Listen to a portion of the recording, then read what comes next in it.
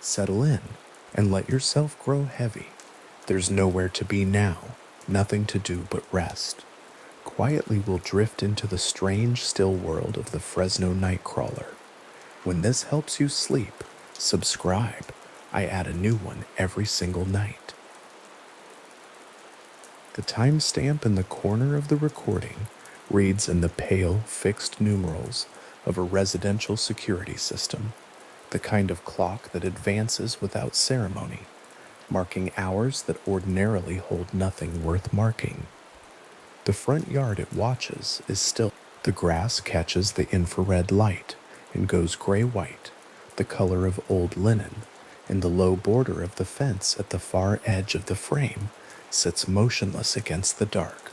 Everything in the frame is the gray of that particular light, the particular silver gray of a mid-2000 consumer camera doing its patient, unremarkable work through the overnight hours of a Fresno neighborhood, recording nothing hour after hour as the timestamp moves forward and the yard holds its stillness, and there is no reason yet to pay attention to any of it. Then, at the left edge of the frame, something enters. It is pale. It moves slowly. It crosses into the captured space from the left with a kind of unhurried deliberateness, and the camera records it the way it records everything, without judgment, without adjustment, the infrared sensor simply receiving what is in front of it and writing it to whatever storage medium the system used. The figure moves from left to right. Then, a few seconds behind it, a second figure follows, smaller than the first, crossing the same arc of yard at the same measured pace. And then both of them are past the right edge of the frame, and the yard is still again, and the timestamp continues forward, and the camera goes on recording the empty grass in the infrared dark. This is the footage. This is all of it? Approximately 2007, in a residential neighborhood in Fresno, California, a home security system recorded two pale figures crossing the front yard of a private property during the overnight hours, without the knowledge of the household's occupant, in the patient and unremarkable way that security cameras record everything that enters their field of view. The occupant, identified in subsequent media coverage by the pseudonym Jose, would find this footage the following day when he reviewed the previous night's recording. He would not immediately know what to do with it. The system that captured the footage was ordinary for its time, a consumer-grade infrared home security camera of the kind common in the mid-2000s, producing the black and white imagery, the motion compression artifacts, the slightly softened edges and granular noise patterns characteristic of residential surveillance equipment, recording in low light conditions on a low frame rate. The footage was not high definition. It was not shot with any equipment designed to capture fine anatomical detail. What it produced was the standard visual texture of 1,000 similar cameras on 1,000 similar nights, recording cars in driveways and cats moving through yards and branches, shifting in the wind, the modest, imprecise archive of domestic security during a particular era of consumer technology. And into that modest archive, on one particular overnight in Fresno, it recorded something that did not match any of the other things those cameras typically recorded. The yard itself appears ordinary. There is the gray-white of the infrared-lit grass. There is the low structure of a fence or border visible at the far side of the frame, providing a rough background against which the figures pass.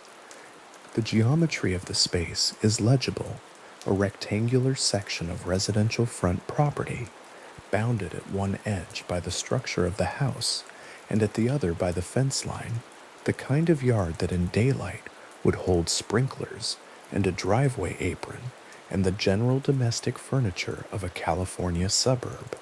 At night, under the infrared camera, it holds its shape but loses its color and its detail, and everything in it becomes a variant of gray. Into that gray space, the two figures walk.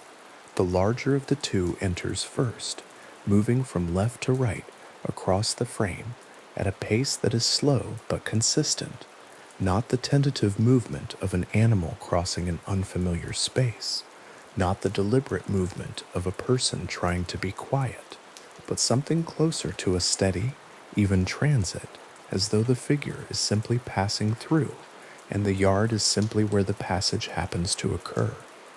A few seconds behind it, the smaller figure follows, tracing a similar path across the frame, and for a brief span of the recording, both figures are simultaneously visible, the larger several paces ahead, the smaller following, both pale against the gray ground. What the camera captures of their form is consistent across the duration of the clip.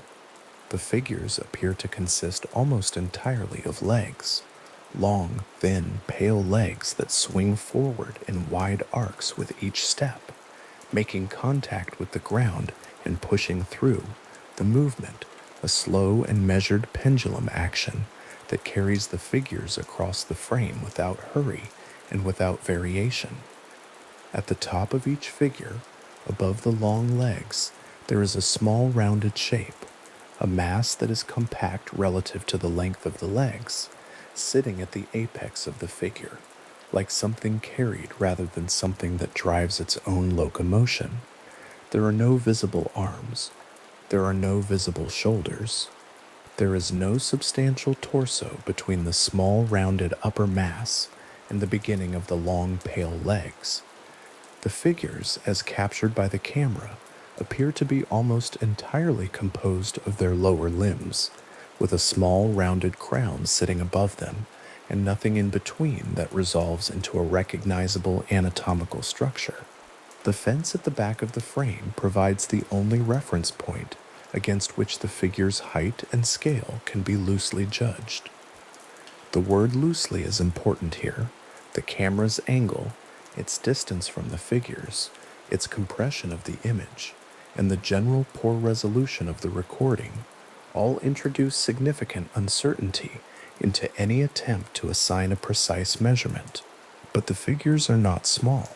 Against the fence line and the general geometry of the yard, the larger figure registers as something occupying meaningful vertical space, taller than a common animal and shorter than the fence itself, moving through the infrared gray of the Fresno overnight with an unhurried confidence that does not particularly acknowledge the camera recording it. Jose reviewed this footage the morning after it was recorded. The experience of that review, the specific moment when the previous night's recording scrolled forward on a playback screen, and the pale figures appeared at the left edge of the frame and began their crossing, is the origin point of the Nightcrawler as a documented phenomenon. Before that moment, the figures had crossed the yard in the dark, unobserved, passing through the range of the infrared sensor and continuing wherever they were going. After that moment, there was a recording, and a man sitting in front of a screen looking at it, and a question that did not have an obvious answer. The footage did not immediately find its way to scientific institutions or law enforcement bodies. Jose did not, so far as media reports established, contact wildlife authorities or academic researchers as his first response to the recording. What he did was bring the footage to a local television affiliate, specifically the Univision affiliate serving the Fresno market, and this is where the Nightcrawler made its first public appearance, not on a paranormal website or in a research journal, but on a regional Spanish-language news broadcast, reaching viewers across the San Joaquin Valley. The Univision segment gave the footage its first audience outside the household where it had been recorded. Jose appeared in the segment, describing his discovery and his inability to account for what the camera had captured. The basic elements of the account were simple and consistent: an ordinary home, an ordinary security system, an overnight recording that produced footage of two unidentified figures. The segment did not supply an explanation. It supplied the footage itself and Jose's account of finding it, and the implicit acknowledgement by a mainstream regional news outlet that the recording was at minimum worth airing, that it was not so obviously explainable that it could simply be set aside. The segment established a narrative framework around the footage that was in some respects more durable than the footage itself. An ordinary homeowner, an ordinary camera, an inexplicable overnight visitor, or two of them pale and unhurried, crossing the yard without invitation and without explanation.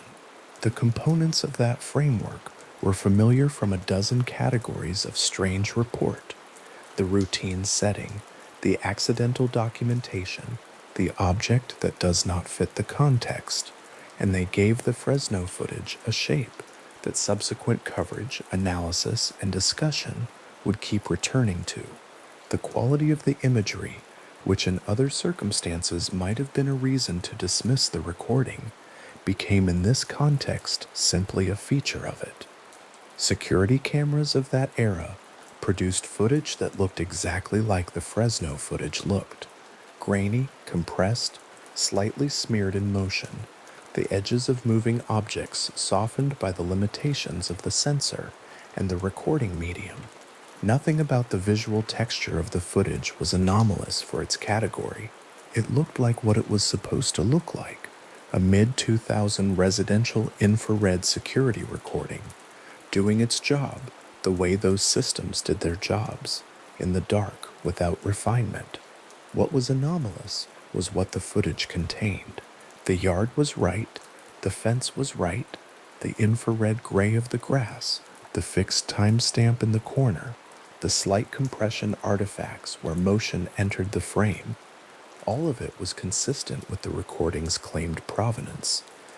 And moving through that consistent, ordinary, technically unremarkable recording were two figures that did not correspond to anything the category of ordinary residential security footage was supposed to contain. The San Joaquin Valley, in the overnight hours, carries a particular quality of stillness. Fresno sits at the center of one of the flattest agricultural landscapes in North America, the valley floor extending in every direction with the organized geometry of irrigated farmland, orchards and field crops, and the long straight lines of irrigation channels, and above it, in the overnight hours, a sky that in those years before the full proliferation of urban light pollution still held some depth, some residual darkness at its edges. The neighborhoods of Fresno, at the edge of that agricultural flatness, are suburban in the familiar California mode: single-family houses, front yards, security lights, the ambient hum of a mid-sized city going quiet in the small hours. The yard in the footage is one yard among thousands of such yards in the Fresno basin. Its infrared gray at night is indistinguishable from the infrared gray of any other front yard in any other California suburb of that period. The figures that crossed it were not indistinguishable from anything.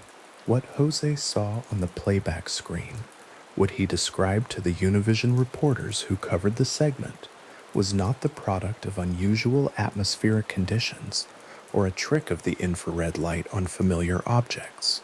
The figures were moving. They moved with coherence and direction and the specific pendulum rhythm of bipedal locomotion, each long pale leg swinging forward and making contact with the yard and then pushing back as the next leg came forward. The motion was slow.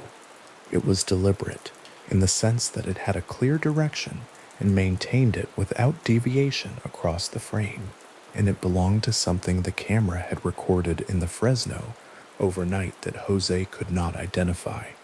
The recording survived. Jose kept it. He brought it to the television affiliate rather than erasing it or setting it aside, and this decision, modest, practical, the decision of a person who found something strange and thought it warranted being seen, is the reason the footage has a documented history at all. If the system had overwritten the previous night's recording before he reviewed it, or if he had reviewed it and dismissed what he saw without acting on it, the two pale figures would have crossed the yard and vanished without leaving any trace in the record. The timestamp would have advanced past the moment of their crossing and continued forward, and there would be nothing to examine. Instead, there is footage. There is the gray yard and the fence line and the timestamp advancing in the corner, and the two pale figures moving left to right across the infrared frame in the overnight hours of approximately 2007 in Fresno, California, on a consumer-grade security camera recording exactly what it was positioned to record. The Univision broadcast station in Fresno is not, in the general scheme of American media, a large platform. It serves a regional market, reaching the San Joaquin Valley and surrounding areas with local news and Spanish-language programming. In 2007, before the full maturation of video sharing on the internet, a regional television broadcast was a meaningful first step for any piece of footage seeking a wider audience, but it was a local step, reaching the households tuned to that affiliate on that night in the Fresno market, and not much further. The segment aired, the footage played on monitor screens across the San Joaquin Valley, in living rooms and kitchens, and the occasional late-night office, wherever the Univision affiliate was tuned, and for the viewers who saw it, the footage would have appeared in the context of regional news, sandwiched between other local segments, given the measured treatment of a news team that was neither endorsing nor dismissing what it had obtained, but was presenting it as a document worth attention. Jose's account ran alongside the footage. The figures crossed the yard on the monitor screens. The segment ended. What happens to a piece of footage after a regional broadcast depends on what the broadcast does to the audience that sees it. Some of those viewers would have watched the segment and moved past it, filing it in the loose category of strange local news, the kind of thing that surfaces occasionally and does not resolve.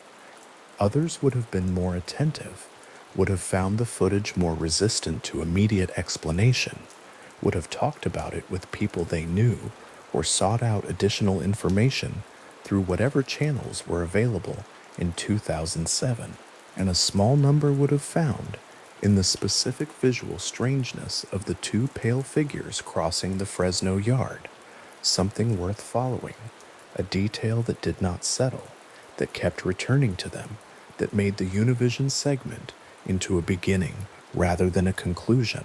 The footage itself did not require a dramatic initial response to outlast the broadcast.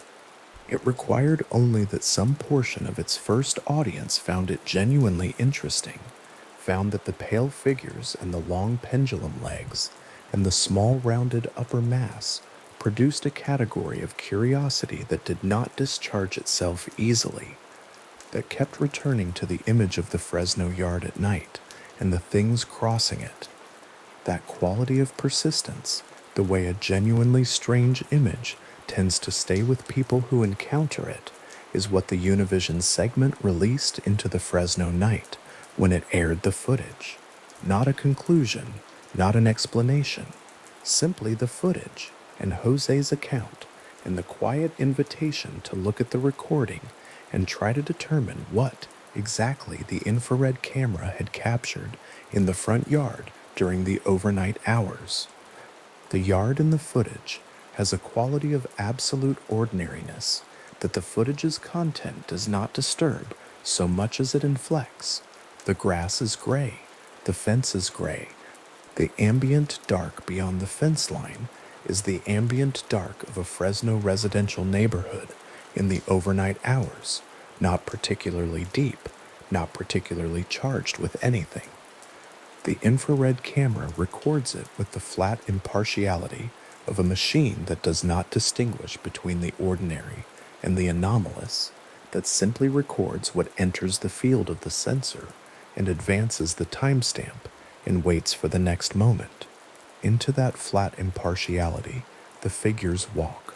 They walk slowly, with that measured pendulum stride, the long pale legs swinging forward in wide arcs and the small rounded mass above them riding at a fixed height, not dipping or bobbing as the legs move beneath it, simply carried forward through the infrared gray of the Fresno front yard by the locomotion of the long, thin limbs below. The larger figure first, the smaller following, both pale, both unhurried, both present in the frame of a consumer-grade home security camera, recording the overnight hours of a California suburb, and then past the right edge of the frame, and then gone. The timestamp continues forward. The yard is still.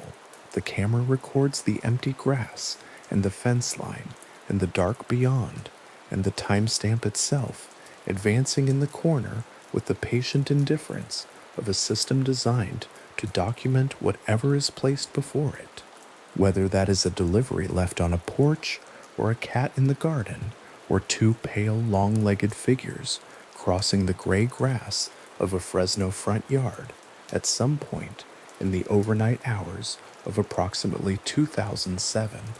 Jose found the recording when he reviewed his footage the following day.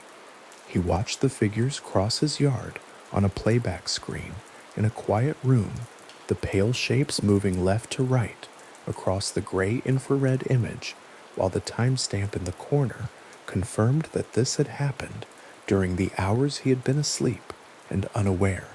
He described his discovery to the Univision reporters who later came to cover the story. He was not able to explain what he had recorded. He said so plainly. He had reviewed the footage, he had found the figures, and he did not know what they were. This is what was established. This is what the Univision segment documented and broadcast to the Fresno market and the wider San Joaquin Valley: a residential security camera, an overnight recording, an ordinary front yard, and two figures within it that did not resolve into anything recognizable when Jose examined what his own system had captured. The segment gave the footage its first public exposure and gave Jose's account its first public hearing, and in doing so, it moved a private discovery into a somewhat wider space, out of one household, and into the particular quality of attention that a regional news broadcast generates, and then releases into the night after it airs. The Fresno night in those years was the same night it had always been. Flat and warm in summer, cooler in winter, the agricultural valley holding its dark beneath a sky that still, at its edges, remembered something of the darkness that had preceded the city. The Univision broadcast reached into that night and deposited something in it. The image of the pale figures crossing the gray yard, the slow pendulum of the long legs, the small rounded mass above them riding forward without dipping or swaying, the timestamp advancing past the moment of their crossing and continuing forward into the ordinary hours of a Fresno overnight. What the broadcast released into that night was not an explanation, it was not a conclusion, or a category, or an identification.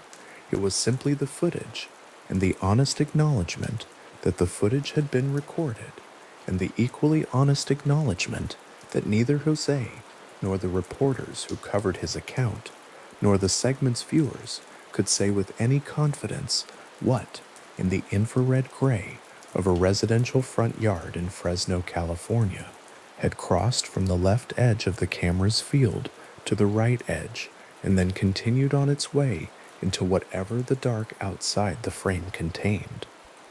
The mystery left a small, quiet imprint on the broadcast. The figures walked through the infrared yard on monitor screens across the valley. The segment ended, the night continued, and the footage remained, not yet widely seen, not yet named, not yet examined by anyone with the tools or the methodological interest to apply sustained analysis to what the consumer-grade camera had captured, but present in the world as a document, existing in whatever storage medium Jose's system had used to preserve it, waiting with the patient indifference of recorded data for whatever would come next. The infrared sensor on the Fresno camera would have continued its work after the figures passed.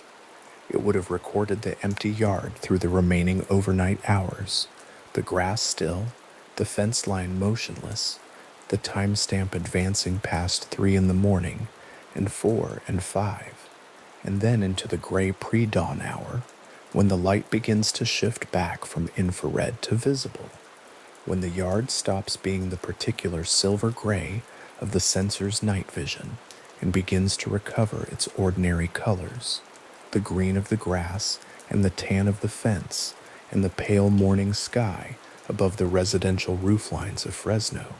The camera would have continued recording. The figures would already have been gone for hours by then, passed out of the frame and out of the yard and out of whatever radius the system's sensor was able to reach, continued on wherever their unhurried transit was taking them in the Fresno night. The recording of their crossing sat in the system's archive while the yard went back to daylight and the household went about its morning, the ordinary rhythms of a day beginning in a California suburb until the moment Jose sat down in front of his playback screen and scrolled the previous night's footage forward and reached the minute and the second when the figures entered the frame. That moment, the scroll forward, the gray yard, and then the pale shape appearing at the left edge of the frame and beginning its slow transit right, is the beginning of everything the Nightcrawler's documented history contains. Before it, there is only an empty front yard in Fresno at some point in the overnight hours of approximately 2007, a consumer-grade infrared security camera recording it, and 2 figures crossing it in the dark without witnesses. After it, there is Jose watching the footage on a playback screen. There is his account, there is the Univision affiliate, and its reporters, and the decision to air the segment. There is the broadcast going out across the San Joaquin Valley on a regional television signal, carrying the image of the pale figures and their long pale legs into households tuned to that channel on that night, depositing the footage of the Fresno front yard into the attention of however many viewers happened to be watching at that moment. The Univision broadcast was a local thing. It was a segment on a regional affiliate, measured in length and modest in its claims, presenting what Jose had found and letting the footage speak for whatever it was able to speak for. It did not editorialize beyond the basic acknowledgement that what the camera had recorded was not immediately explicable. It simply aired the footage and gave Jose's account its public form and sent the signal out into the Fresno night and across the San Joaquin Valley to whatever screens were receiving it. What the signal deposited in the night was small and quiet and local, in the way that genuinely strange things often begin, not with declaration or drama, but with a recording and a quiet man who did not know what he had captured, and a regional television segment that aired the footage and sent it outward from one household into something slightly larger than itself. The yard was still after the broadcast. The camera was still mounted above the door, its infrared sensor recording the grass and the fence line and the dark beyond, the timestamp advancing through the overnight hours with the patience of a system that does not distinguish between the ordinary and the anomalous, that simply records what is placed before it and stores what it records and waits for whatever will come next. The figures had long since passed through the frame and out of it. The night continued in the ordinary way of Fresno nights. The timestamp moved forward. The yard held its stillness in the infrared gray, and the broadcast had already gone out, and somewhere in the San Joaquin Valley, on screens that were now showing something else entirely, the footage of the 2 pale figures crossing the front yard in the overnight hours had been seen for the first time by people who had not been present in the yard when the crossing happened. The Nightcrawler had a name yet to come, and investigators yet to come, and a wider audience yet to come. What it had that night was a recording and a regional broadcast, and the quiet persistence of a mystery that had crossed a Fresno front yard in the dark and left no explanation behind it, only the footage and the timestamp in the corner advancing past the moment of the crossing and continuing forward into the ordinary dark. The wooded edge where the second recording was made looks nothing like a residential street in Fresno. There is no fence line, no porch light burning in the background, no geometry of suburban property marking the frame. What the second camera saw was darker and less ordered, trees standing close together in the near distance, the ground below them broken and uneven, the whole scene carrying the specific quality of wilderness that sits at the edge of managed land, neither fully wild nor fully known.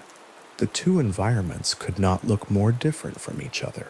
One is the kind of yard that exists by the tens of thousands across the San Joaquin Valley, flat, grass-covered, bordered by the familiar infrastructure of residential California.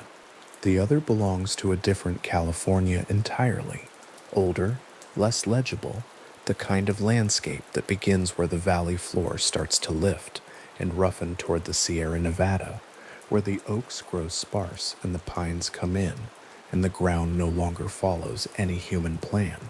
What these two settings share is darkness, and infrared light, and a figure that appears and moves and keeps going.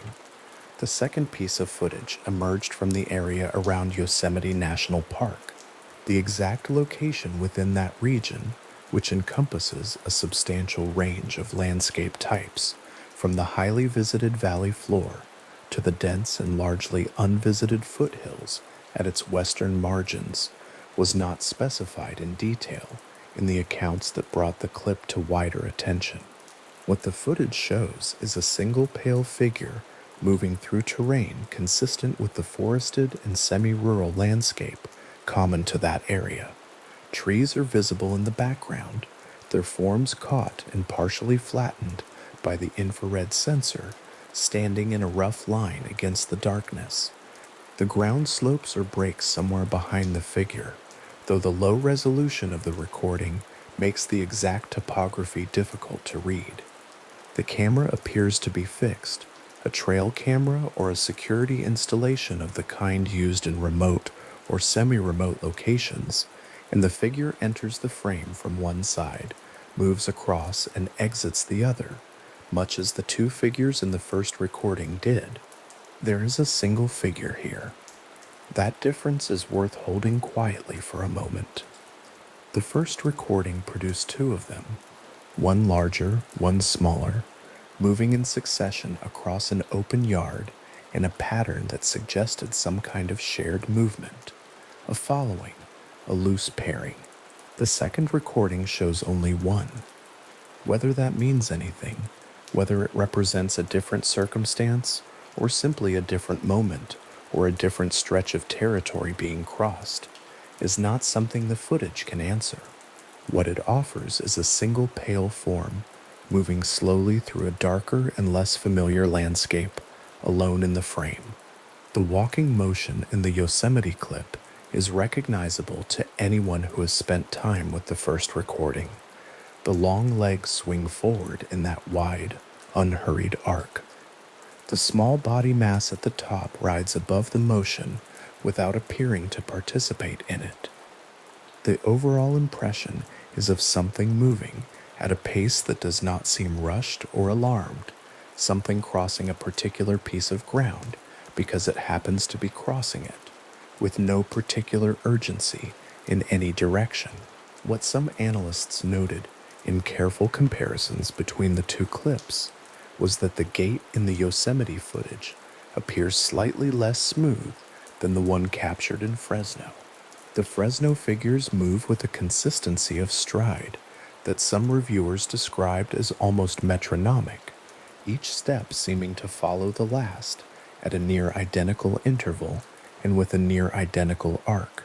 The Yosemite figure, by contrast, shows what a few analysts characterized as a subtly more variable gait, a slight unevenness in the timing or width of the strides that could be explained by the terrain underfoot, or by some other difference in the entity or entity type, or by nothing more significant than the particular quality of the recording.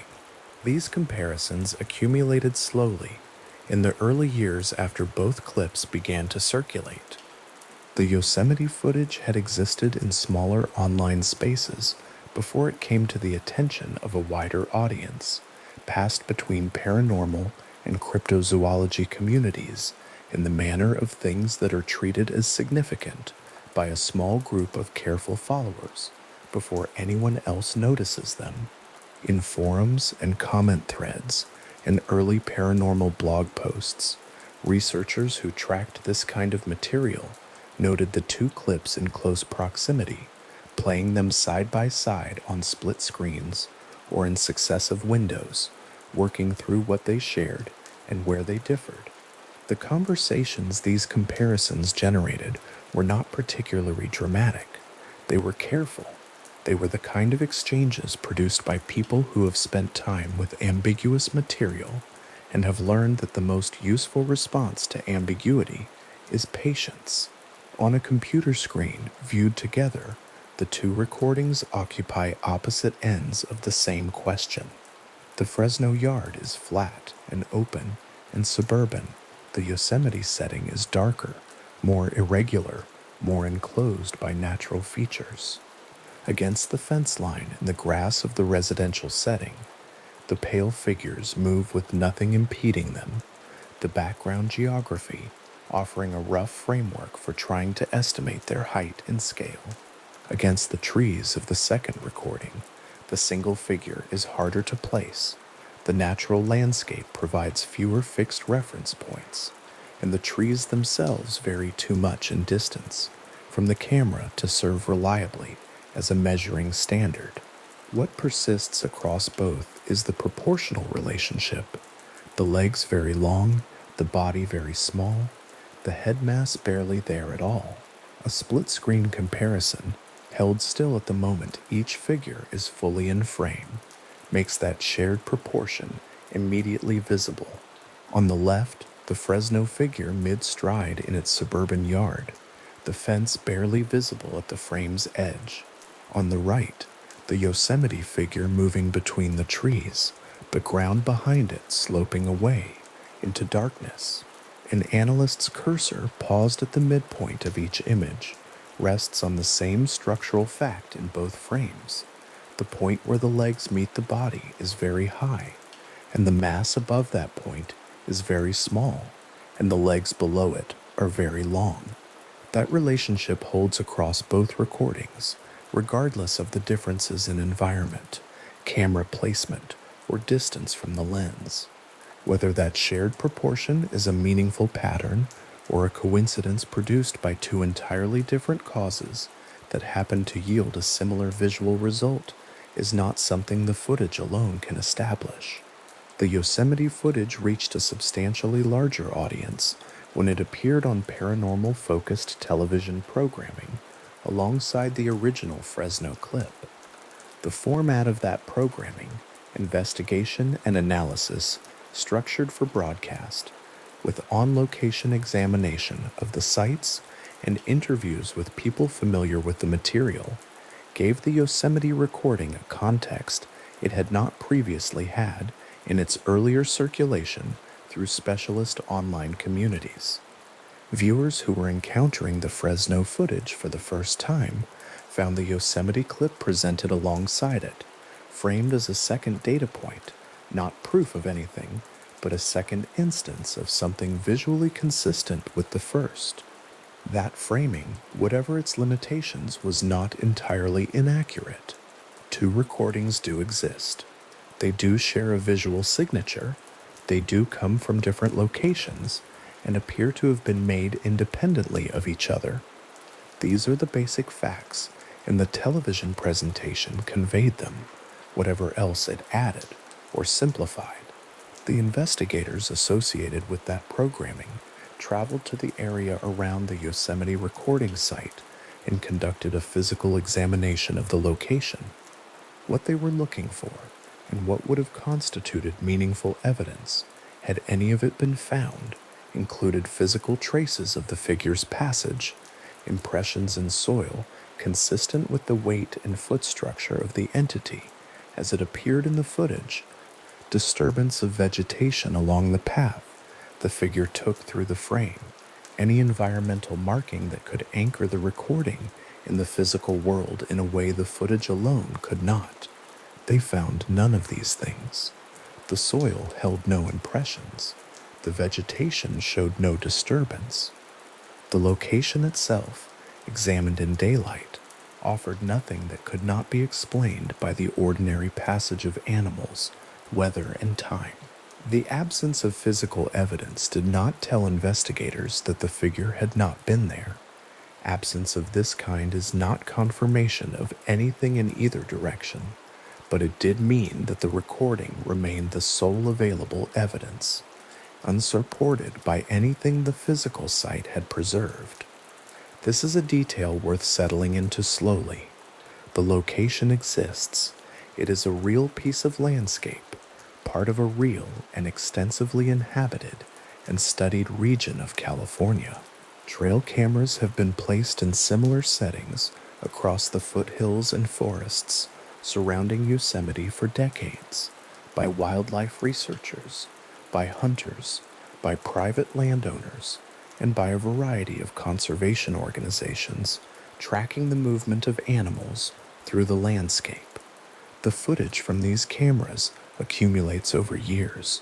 Images of deer and coyotes and black bears and mountain lions and the occasional human figure passing through the frame, all of it ordinary and recognizable and easily categorized. The Yosemite Nightcrawler footage does not fit into that category of ordinary and recognizable. This is why it circulated and why it was examined, and why the examination produced no clear conclusion. The trees visible in the background of the Yosemite recording are the particular kind of California mountain conifers, pines, and firs of the sort that grow at the elevations where the valley's flat floor gives way to the first serious grades of the Sierra Nevada that appear throughout the landscape of the park's western approach. They are common trees. They grow in a common configuration, in a common kind of terrain. The camera that captured the footage was mounted in the kind of location where such cameras are routinely mounted, to record the kind of activity that routinely crosses those locations. The figure that appeared in front of it did not belong to the roster of expected subjects, and the camera recorded it anyway, without offering any explanation of what it was, or where it came from, or where it went. What the online communities that first discussed the Yosemite clip at length were engaged in was not very different from what formal investigators would later do with more resources and a broadcast platform. They watched, they compared, they noted the specific visual details, the walk, the proportions, the pale coloration appearing against the dark infrared background, and they did so with a careful attention that the footage seemed to invite. The tone of those early discussions was not hysterical. It was not credulous in the straightforward way that paranormal discourse is sometimes characterized. It was more like the tone of people who have encountered something they cannot immediately place and have chosen to look at it more carefully, rather than less, to give it the sustained attention that ambiguous things sometimes require before they become clearer. They did not become clearer, not definitively, not in the way that would allow someone to say with confidence, "This is what the footage shows, and here is the evidence that establishes it." What the continued attention produced was a more detailed understanding of the question, a better mapped uncertainty, a set of specific visual characteristics held in careful focus, a record of what the footage contains that is considerably more precise than a first viewing would generate. This is worth something. A well-mapped uncertainty is not the same as a resolved case, but it is not the same as ignorance either. The people who spent time with both clips in those early years produced a description of what they saw that was accurate, specific, and consistent across different reviewers. And whether what they accurately, specifically, and consistently described corresponds to something real in the physical world is a question the footage has not answered. The specific quality of the Yosemite setting, its darkness, its enclosure by natural features, the absence of the suburban reference points that the Fresno yard provides, makes the second recording feel, in some respects, more remote from easy analysis. There is less to scale the figure against. There is less visible geography to anchor the viewer in a familiar spatial logic. The suburban yard in the Fresno footage, for all its strangeness, is legible as a place. The viewer can identify the grass and the fence and the suburban darkness and the shape of a residential property at night. And within that legible space, the pale figures moving slowly across the frame carry a specific quality of wrongness that is almost measurable against the ordinary context. They disrupt. The Yosemite footage operates differently. The context is less ordinary to begin with, or at least less domestically familiar, and the figure moving through it does not disrupt a recognizable human space in quite the same way. It simply moves through darkness and trees, which is what darkness and trees are for, in a landscape that has always contained things that cross it in the night without being observed. The foothill terrain east of Fresno, where the flat valley floor begins to lift toward the Sierra Nevada, has been traversed by a very large number of animals across a very long period of time. Black bears and mountain lions and coyotes and deer and wild pigs move through those landscapes in the dark hours with a regularity and confidence that no trail camera fully captures. The cameras catch what crosses their field of view, and most of what crosses in the dark is never captured at all. The landscape is not empty, it is full. It is full in the way that landscapes are full when human activity is concentrated elsewhere, and the non-human occupants of the terrain are left to their patterns. A trail camera mounted in that kind of location will record bears, and will record deer, and will record the occasional unidentifiable blur of something moving fast at the edge of the sensor's range, and will sometimes record something that cannot be immediately placed in any of those categories, and will leave the question sitting in a file somewhere until someone notices it. The Yosemite footage, once it reached the broader audiences that the television programming and online paranormal communities provided, introduced a new set of viewers to the same experience Jose had encountered in Fresno when he sat down with his overnight security footage and found something he had not expected to find. For those new viewers, the figure in the second recording was both familiar. They already knew the proportional profile from the Fresno clip, and different in its solitude, different in its setting, different in the specific texture of its darkness and the specific configuration of the trees behind it. The same walk, a different night, a different kind of California. The question that the second recording raised, for the people who watched both carefully, was not whether the two clips were related. That relationship was visible. It was a visual one, established by the shared proportional signature and the shared movement pattern, and it did not require anything beyond careful observation to notice. The question was what that visual relationship meant, whether it reflected two recordings of the same or similar entity in two different locations, or two hoaxes that happened to share a template, or two instances of some prosaic phenomenon that produces a consistent visual artifact under infrared light, or something else entirely that no one had yet proposed. The footage offered no guidance on this question. It offered only the images, and the images remained what they were, regardless of the framework applied to them. A side-by-side comparison on a screen presents both sets of images in close proximity: the Fresno yard on the left, the Yosemite tree line on the right, and the proportional similarity between the figures in each frame is visible before any analysis is formally applied. The legs are long in both. The body is small in both. The head mass, such as it is, rides at the same relative height in both. The arc of the stride, measured roughly against the background features of each setting, covers a similar distance in each step. These are the things the eye registers first, before the analytical mind begins to apply frameworks or generate hypotheses. The eye registers the pattern, and the mind inherits a question it did not ask to carry. The trail camera at the Yosemite site, or one like it, has almost certainly continued recording since the footage first came to light. Trail cameras are left in place for months or years at a time, their memory cards collected periodically by whoever installed them, their footage reviewed for whatever the installer was looking for, wildlife surveys, security monitoring, the movement of animals through a corridor of habitat. The figure that appeared in its field of view once has not, by any available account, appeared again.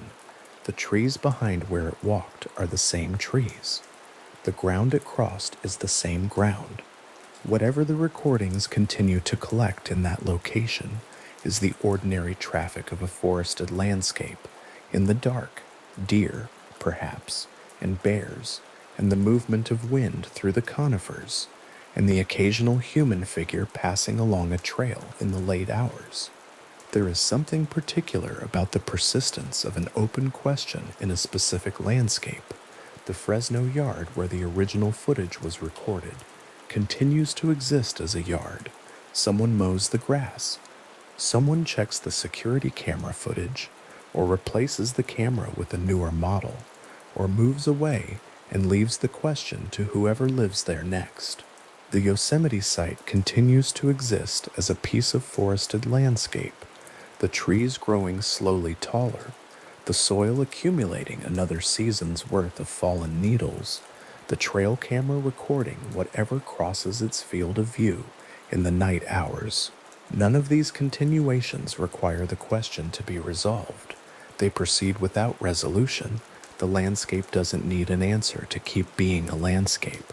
The pattern that became visible when the two recordings were placed in conversation with each other, the shared visual signature, the consistent proportional relationship, the identical walking motion adapted to two different environments, was not something that could be fully explained by coincidence alone, and not something that could be fully explained by deliberate coordination either, given what was known about the origins of each clip. The Fresno footage came from a residential security system and a homeowner who brought it to a local television station. The Yosemite footage emerged from a fixed camera in a semi-remote natural setting and circulated first in specialist online communities. These are different contexts of origin. Whether they share a cause or merely share a visual result is a question the record leaves sitting open without particular urgency, without pressing for an answer that has not yet arrived.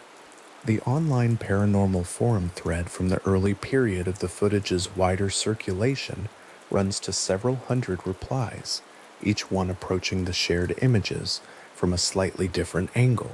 Some replies focus on the gait, the arc of the stride, the question of whether any known animal produces a walking motion with those characteristics. Some focus on the proportions, the ratio of leg length to body mass, compared to various known creatures and found consistently different from all of them.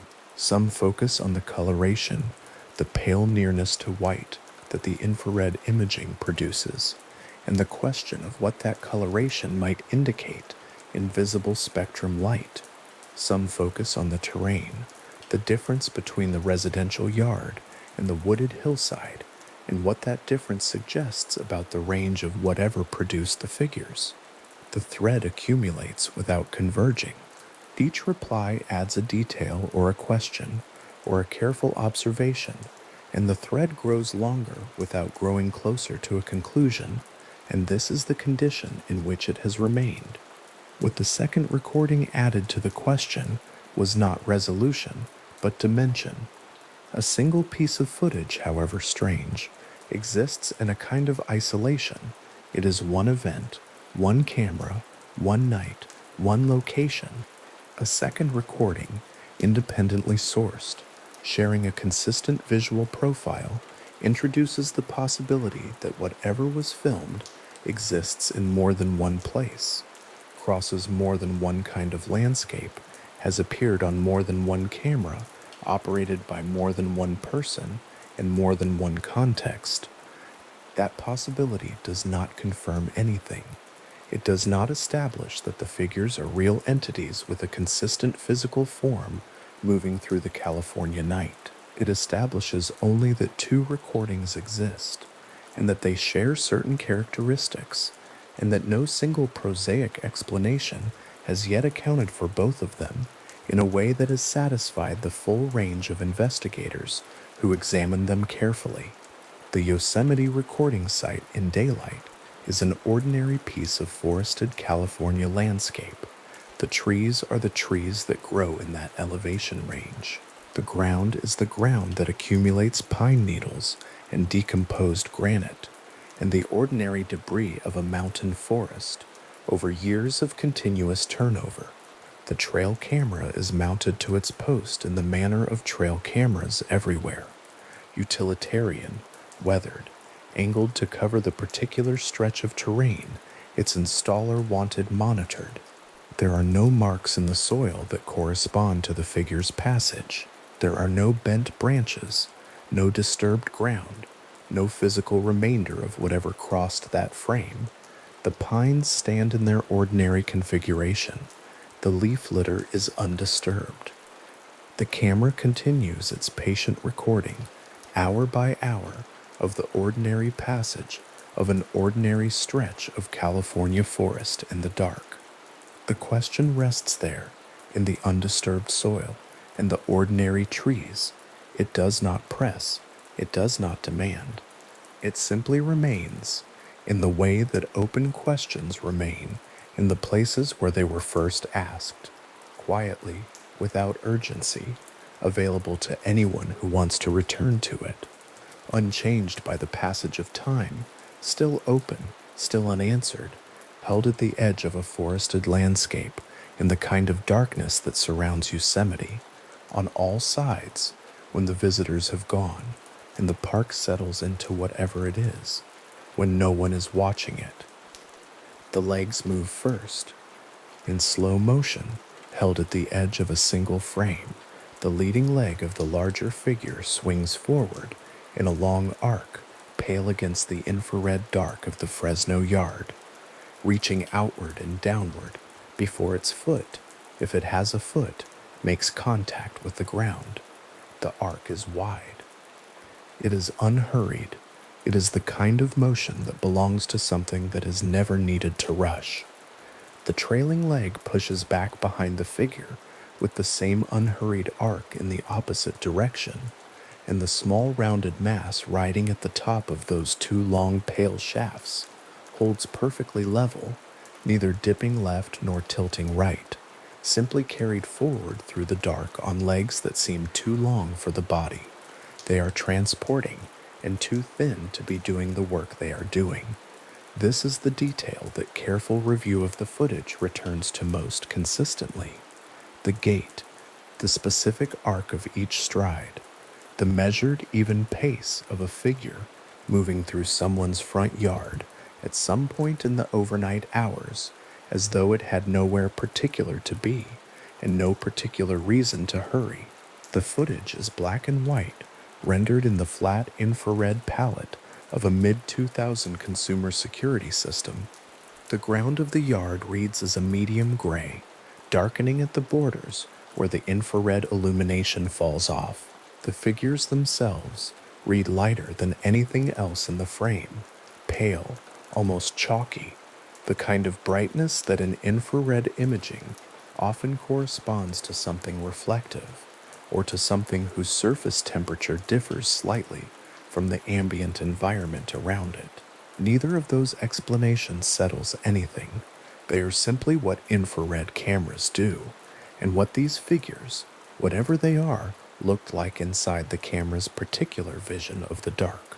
Researchers who have spent time with the footage have attempted to arrive at something like a reliable height estimate for the larger of the two figures. The process is not straightforward. The camera angle, the distance of the figures from the lens, and the uncertainty about exactly where on the ground the figures' feet are making contact all introduce compounding variables that any measurement attempt has to work around. Using fixed environmental features in the frame, a low fence or border structure visible toward the back of the yard, portions of the property edge, the general geometry of the residential space, different analysts have arrived at different numbers. Some estimates place the larger figure at roughly 2 feet tall. Others, using different reference assumptions about camera placement and yard depth, push that estimate past 5 feet. The most commonly cited range sits somewhere in the middle, with a working figure of approximately 3 to 4 feet, representing what several independent reviewers have treated as the most defensible, rough approximation. 3 to 4 feet is not small. It is not an insect. It is not a rodent caught close to the lens and magnified by perspective into something apparently larger. At 3 to 4 feet, the figure is operating in a scale range that includes small children, medium-sized dogs, and the shorter end of adult human height. What it does not share with any of those things is its structural profile. The structural profile is where the footage becomes genuinely difficult to place. A human being of 3 to 4 feet, a child or a person of very short stature, has visible arms, a visible torso, a head that bobs and shifts with each stride, shoulders that move and counterbalance, hips that rotate in the characteristic way that human bipedal locomotion requires. None of those features are present in the Fresno footage or in the second recording from the area around Yosemite National Park. Where arms would be, there is air. Where a torso would be, the chest, the abdomen, the visible width of a body, there is a narrow column that tapers almost immediately upward into the small rounded mass at the top. The absence of arms is total and consistent across every frame of both recordings. There is not a frame in either clip where a limb extends sideways, where a shoulder is suggested, where any horizontal structure appears above the level of the upper legs. Whatever the figures are, they carry nothing at their sides. They reach for nothing.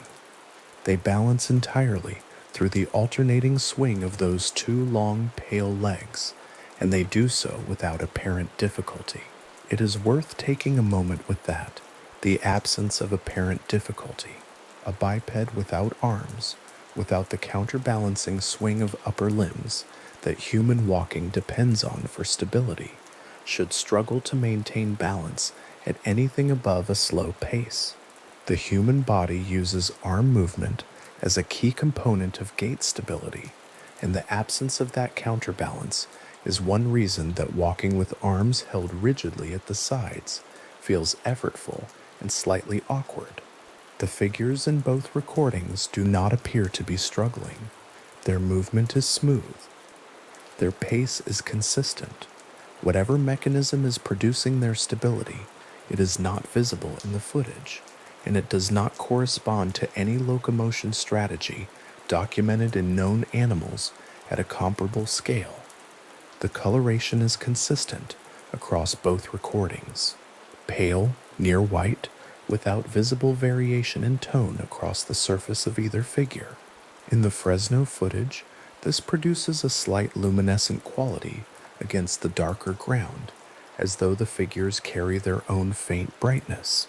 In the Yosemite clip, recorded against a background of trees and broken terrain, rather than a residential yard, the same pale coloration reads as slightly more stark. The figures stand out cleanly from the dark foliage in a way that draws the eye immediately on viewing. Both recordings were made in black and white infrared mode, which means that the color data that would allow a more precise characterization of the figure's surface, whether pale skin, pale fabric, pale fur, pale organic material of some undetermined kind, is entirely absent. Infrared cameras do not see color. They see the reflection of near-infrared light, and they render that reflection as a grayscale value from deep black to near white.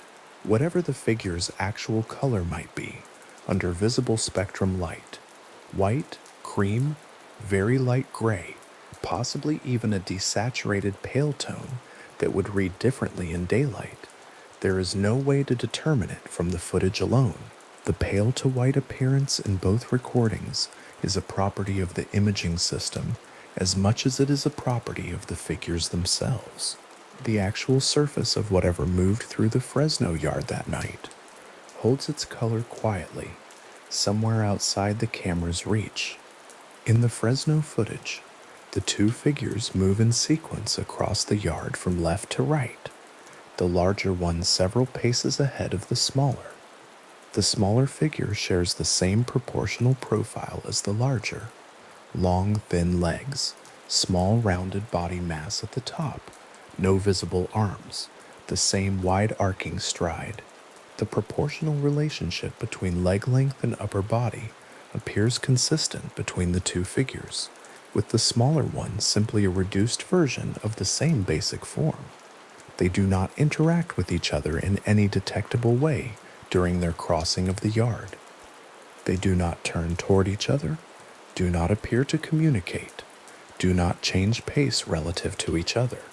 The larger one simply moves ahead, and the smaller follows behind, both heading in the same direction, both moving at the same unhurried pace, until both exit the right edge of the frame. The walk itself has attracted the most sustained analytical attention of any single feature of the recordings. Several researchers, trying to find a visual analog in the known world, have reached for the locomotion of large wading birds, herons, egrets, birds whose long legs and deliberate gait produce a similar impression of measured, pendulum-like forward progress. A great blue heron moving through shallow water does share something with the Nightcrawler's movement when viewed from the right angle and the right distance. The wide arc of each long leg, the steady pace, the slight impression of a body being carried rather than driving itself forward. The comparison is useful enough as a rough gesture at the gate's character. The comparison does not hold at any level of detail beyond the gesture. The scale is wrong. Even a large heron at full adult height sits below the estimated height of the Fresno figure. And in the Fresno footage, the environment is a suburban front yard rather than any habitat associated with wading birds. The proportions of a heron's body are wrong. Herons have visible necks, visible wings folded against the body, a long bill that creates a distinctive head profile, none of which appear in the Nightcrawler recordings. The foot placement of a wading bird, with its wide spread toe print designed for walking on soft substrate, produces a very different ground contact pattern than the footage suggests.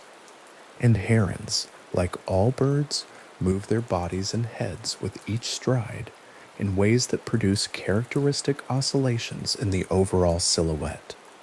Oscillations that the Nightcrawler footage conspicuously does not show. The heron comparison is something to hold loosely and set down quickly. It points at something about the quality of the movement without actually accounting for it. What the footage does show, frame by frame, is a locomotion that has not been satisfactorily matched to any documented animal, bird, or known moving object by any analyst who has reviewed both clips in detail.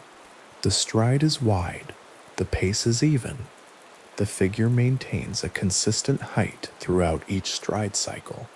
It does not dip and rise with each step the way a human or most quadrupeds do, producing the characteristic vertical oscillation that biological walking at this scale almost always involves. The body at the top holds level. The legs do all the work, swinging their wide arcs in alternation, and the small rounded mass above rides that motion without apparent displacement. One detail that careful frame-by-frame review reveals in the Fresno footage, the moment when the leading foot makes contact with the ground, is not accompanied by any visible deceleration or impact absorption in the leg structure. In biological locomotion, in humans, in birds, in virtually every walking vertebrate, the leg bends at the joint when the foot contacts the ground, absorbing the slight downward force of each step and allowing the body to move continuously forward without jarring. The Nightcrawler's legs, as visible in the footage, appear to operate with very little of this bending. They swing out, they reach the ground, and the figure continues forward without a visible compression in the joint that would correspond to what biology produces. Whether this is a genuine characteristic of whatever was moving through the yard, or whether it is an artifact of the footage's low frame rate and compression rendering the motion in a way that obscures finer detail, is not possible to determine from the recording alone. The footage is not high enough in resolution or frame rate to answer that question cleanly, and no analyst has claimed that it is. The second recording, from the area around Yosemite National Park, gives a single figure moving through a more natural environment.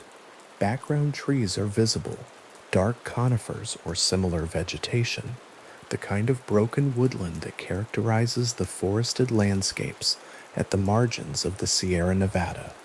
The figure moves through this environment with the same basic profile: long, pale legs, small, rounded body, no visible arms, the same wide pendulum stride.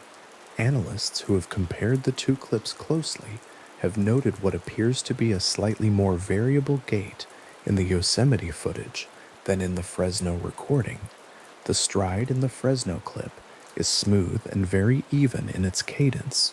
The single figure in the Yosemite footage appears to adjust its pace slightly as it moves, with what some reviewers describe as a subtle irregularity that might correspond to navigating uneven terrain, the ground in a natural wooded setting being considerably less regular than a suburban yard. Whether this difference reflects genuinely different movement behavior, different terrain response, or simply the different camera angle, frame rate, and compression characteristics of the two recording systems is not established. What is established, and what both clips share regardless of the differences in setting and in the number of figures visible, is the same proportional relationship: long, thin legs accounting for the majority of the figure's total height, a small rounded mass at the top accounting for relatively little of it, and an absence of any structure in between that would correspond to arms, shoulders, chest, or significant torso volume. This proportional relationship appears consistent when the two clips are placed side by side and viewed at comparable scales. The same figure, or something very like it, in two different California landscapes, recorded on two different camera systems at what appears to be two different times. Scaling the Fresno figure against the residential elements visible in the background of the footage is the most commonly applied method for height estimation, and it is a method that carries its own complications.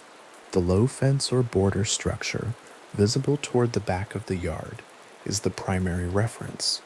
Standard residential fences in this type of neighborhood run at various heights, most commonly somewhere between 3.5 and 4 feet, for a simple chain link or low wooden border, though without knowing the specific property, this remains an approximation. And if the fence visible in the background runs at around 4 feet, and the figure, when it moves in front of or near that reference, appears to stand at roughly 3/4 of the fence height, the working estimate for the figure's height would be somewhere in the range of 3 to 3.5 feet. If the fence is lower, say closer to 3 feet, the figure estimate drops proportionally.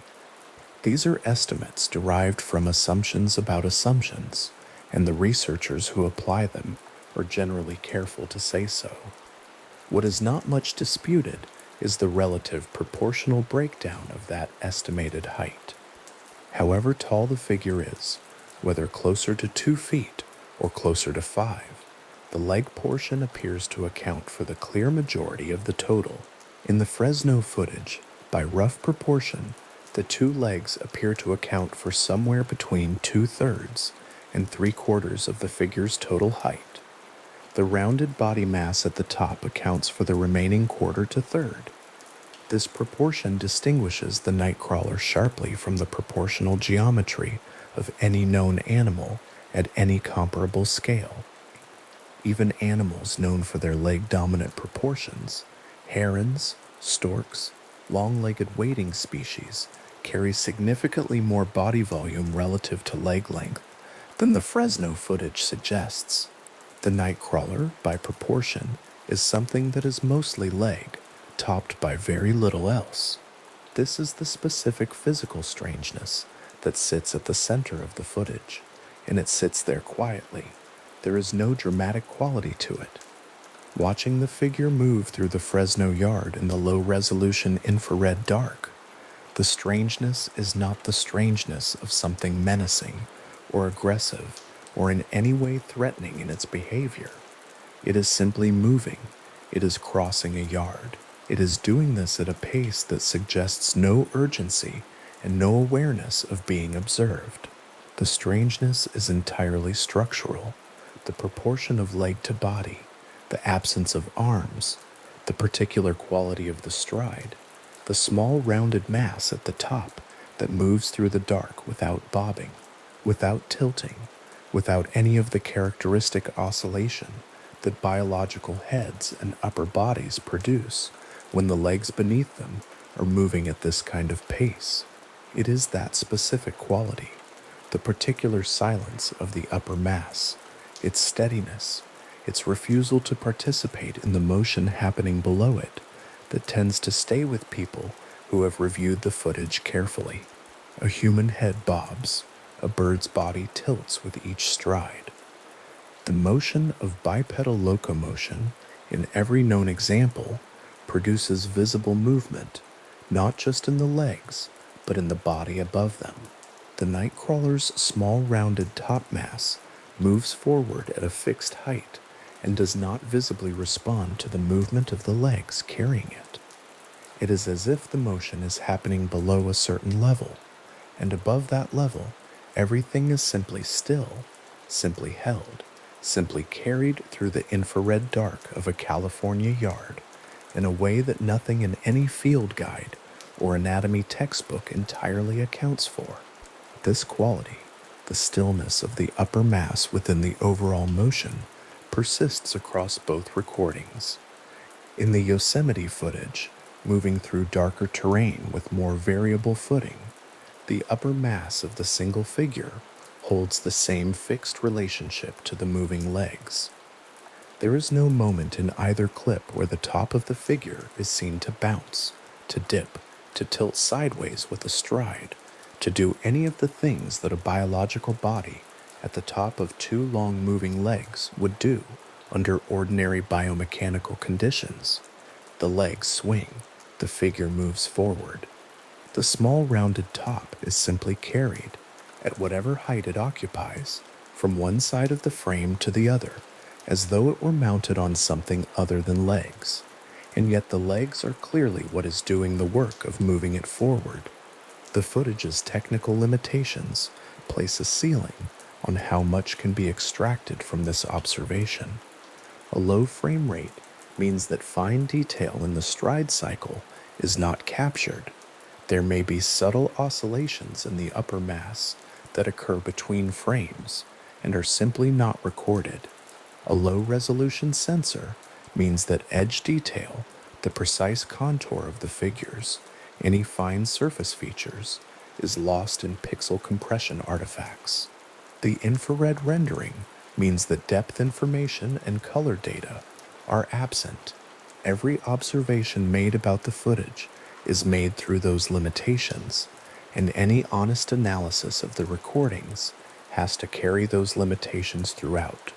Still, within those limits, certain things hold, the proportions hold, the gate quality holds, the absence of arms holds, the coloration holds, the steadiness of the upper mass within the moving stride holds.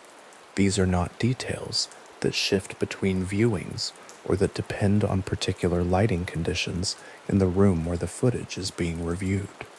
They are stable features of what the cameras recorded, and they remain stable regardless of what ultimate account, biological, fabricated, or otherwise, is eventually offered for what was moving through those two California landscapes after dark. The Fresno footage runs for a relatively brief duration. The figures enter the left edge of the frame, cross the yard, and exit the right edge. In the time they are visible, the larger figure takes somewhere between 12 and 20 strides, depending on how individual stride cycles are counted, the precise number varying slightly depending on frame rate interpretation and where in the cycle each stride is considered to begin. This is not a long time. It is not a large amount of footage. It does not provide multiple angles, multiple lighting conditions, close-up detail, or any of the evidentiary richness that would make a definitive analysis straightforward. It provides one camera angle, one lighting condition, one directional traverse across one yard on one night, rendered in the particular grainy flatness of infrared consumer video from the mid-2000s. The Yosemite footage is similarly brief. A single figure, a single direction of movement, a single fixed camera angle, the same technical constraints of infrared recording at low resolution.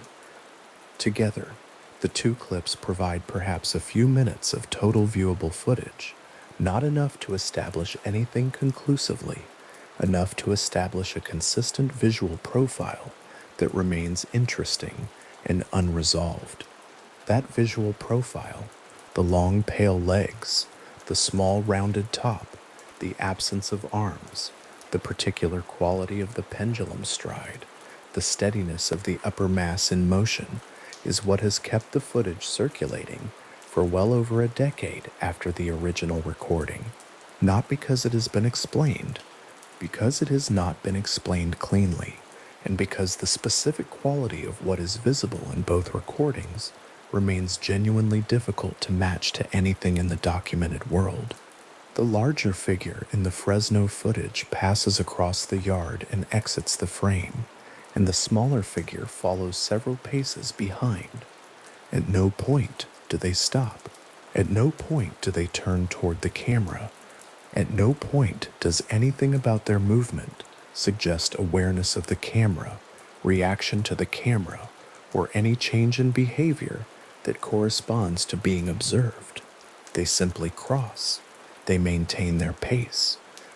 They keep moving through the infrared light of a residential yard at some point in the overnight hours of approximately 2007, their long, pale legs swinging forward in that wide, unhurried arc, their small, rounded bodies riding perfectly level above the motion, until the right edge of the frame takes them and they are gone.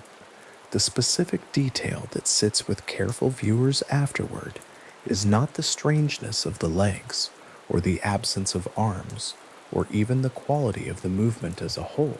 It is that particular small mass at the top of each figure, compact, rounded, still, held at its fixed height above the swinging legs, not bobbing, not swaying, not responding to the motion below it, in any of the ways that biological bodies at the top of walking legs respond. It rides the movement without participating in it. It is simply there, at the top, carried forward through the dark at a fixed and steady height, while below it, those long pale legs do the work of crossing the yard, stride by wide arcing stride, in the silent infrared night of the San Joaquin Valley. In a garage workspace somewhere in Fresno, on a warm California afternoon, a production crew from a paranormal investigation program laid out their materials on a folding table and tried to decide how to build something that walked the way the Nightcrawler walked. The footage had been on their laptops for days by that point. They had watched it frame by frame. They had slowed it down and run it through stabilization filters and printed individual frames and pinned those prints to boards where they could be examined side by side. What they were trying to reproduce was not a shape. The shape was simple enough, a pair of long, thin legs carrying a small, rounded mass, but a movement, a specific quality of motion that the footage preserved, and that no one on the production team had yet been able to account for through any obvious means. The crew had worked on strange cases before. They were not easily unsettled. What unsettled them here was not the figure itself, but the particular smoothness of the way it moved. That wide, unhurried pendulum stride, carrying the small body forward at an even height across the full width of the frame, without the subtle mechanical tells that tend to appear when a walking motion is being produced artificially, rather than by the thing supposedly doing the walking. The puppet they built for their first attempt was constructed from pale fabric, stretched over thin aluminum armature legs. It was light and relatively easy to move. Under the infrared light they set up to replicate the conditions of the original recording, it glowed in a way that was approximately consistent with the figures in the footage, pale against a dark background, the luminescent quality present, the general outline more or less right. When the crew moved it slowly across a surface and reviewed the results on a monitor, the walk was almost there. Almost. The stride had the right general shape, the wide arcing forward swing of each leg, the sense of unhurried measured progress. But something in the footage's version was smoother, more continuous. The puppet produced, on careful review, a faint periodicity in the stride, a subtle rhythmic pulse that corresponded to the operator's inputs, a quality that frame by frame could be distinguished from what the original recording showed. It almost did what the footage did. It did not quite do it. That distinction, almost but not quite, would become the characteristic finding of every reconstruction attempt applied to the Nightcrawler footage by investigators working with physical objects and infrared cameras on location in California. No single method of mechanical replication produced a result that on technical analysis was indistinguishable from the original. That finding does not establish that the footage shows something real and unexplained. The analysts who noted it were careful about that. The footage's poor technical quality, its grain, its compression artifacts, its low frame rate, all the ordinary limitations of a consumer-grade residential security camera from the mid-2000s, introduced enough visual noise that any attempt to draw a clean conclusion from the reconstruction results was immediately complicated by the difficulty of knowing how much the original footage was showing and how much it was obscuring. A better camera might have produced footage that was easier to replicate. It also might have produced footage that was easier to explain. The question the reconstruction record raises is real. It is not the same as an answer. The production team's work in Fresno was part of a broader pattern of investigative attention the Nightcrawler footage attracted in the years following its initial regional television broadcast and subsequent online circulation. Different investigators brought different tools and different frameworks, and the results they produced were similarly varied in their specifics and similarly convergent in their overall shape, a shape that could be described as genuinely inconclusive, with that inconclusiveness distributed fairly evenly across the available explanatory options rather than leaning decisively toward any one of them. Among the skeptical explanations proposed, the puppet or marionette hypothesis had an intuitive appeal that made it the most frequently advanced. The figures in the footage look simple. Their visual profile, those long pale legs, and that small rounded body, does not obviously exceed what a reasonably dedicated hobbyist with basic materials and some planning could produce and operate. The argument for a puppet-based hoax rested on this apparent accessibility. If the thing in the footage was a puppet, building it would not have required any specialized knowledge or unusual resources. Critics of this hypothesis noted, in return, that operating a puppet or marionette to produce the specific gait visible in the footage, cleanly and without any operator becoming visible in the frame, would require a level of rigging sophistication and rehearsal effort that is somewhat less accessible than the construction itself. The asterisk fact or faked asterisk production team found in their own testing that while operator artifacts could be minimized, they could not be eliminated entirely through any single puppetry approach they tried. That finding has been cited both by skeptics, who argue it simply means the hypothetical hoaxer used a method the team didn't test, and by analysts who remain uncertain, who argue that the difficulty of replication is at least worth noting in the record. The possibility of digital manipulation, computer-generated imagery composited into the original footage, has been examined with a degree of technical care that the puppet hypothesis, being more tractable through physical testing, was not always given. Investigators with experience in video forensics applied several standard analytical approaches to both the Fresno and Yosemite recordings.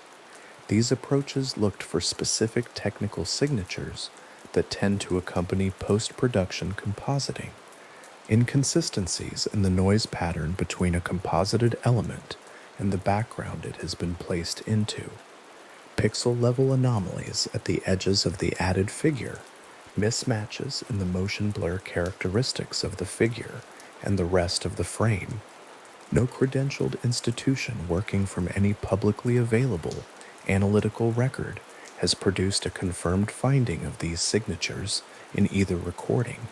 That finding is not the same as a clean bill of technical authenticity.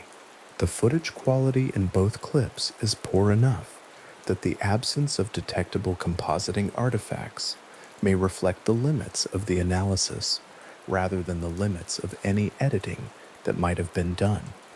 What can be said is that no one has demonstrated digital manipulation in these recordings through standard forensic methods applied to the publicly available footage. Animal misidentification was proposed early and has persisted in the background of the Nightcrawler discussion through the years of its online circulation. The wading bird hypothesis, specifically herons or egrets, which share with the Nightcrawler footage a general profile of long legs beneath a compact body, was examined by several analysts who noted the rough proportional similarity. Great blue herons, which are common in California's Central Valley and are active in low-light conditions, have a body plan that at a glance and at a distance can produce a silhouette not entirely unlike the shape the footage shows. The analysts who pursued this comparison directly, however, working from the gait and the specific frame-by-frame articulation of the legs visible in both recordings, concluded that the movement does not match any known wading bird's locomotion in a satisfying way. A heron's stride, when examined closely, articulates differently at the knee and ankle than what the footage shows. The figures in the recording do not bend their legs at the joints a bird would use. The proportional similarity at the level of general silhouette does not survive more careful examination of how the movement is produced. The misidentification hypothesis remains on the table as a category of possible explanation, but it has not been confirmed, and the specific bird candidates most frequently proposed have not held up well under direct comparison. It is worth sitting for a moment with what any rigorous examination of these three categories, physical puppet, digital manipulation, animal misidentification, produces when taken together. Each represents a genuine explanatory possibility. None has been demonstrated to apply to the footage with any technical specificity. Each has been examined with some degree of analytical care by at least some of the investigators who worked on the case, and each examination has produced a result that might be summarized as plausible in principle, unsupported in particular. The argument for a puppet hoax is intuitively reasonable, but has not been technically demonstrated. The argument for CGI is consistent with the era's available technology, but has not been confirmed through forensic analysis. The argument for animal misidentification fits the general visual profile, but not the specific movement pattern. Three plausible frameworks, each falling somewhat short of the footage in its current form. The motion tracking work applied to the Fresno footage by independent analysts working with software available to the kind of careful amateur researcher who inhabits paranormal and cryptozoological online communities, people who are often more technically rigorous in their specific analyses than their community affiliations sometimes suggest, produced one of the more interesting pieces of observational data in the Nightcrawler's investigative record.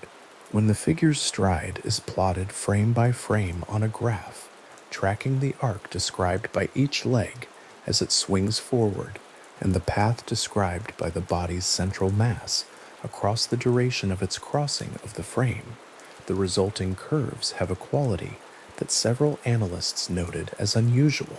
The stride arcs are consistent, not identical stride to stride. There is some variation, as there would be in any biological locomotion, but consistent in a way that is difficult to produce mechanically without the movement being generated by something with an internal model of the stride it is trying to achieve. The body's path is a smooth horizontal line. It does not dip with each step, as a human walking motion dips, because the energy of the step is absorbed somewhere in the stride, rather than transmitted upward into the body's center of mass. These observations have been used by analysts on different sides of the debate to support different conclusions.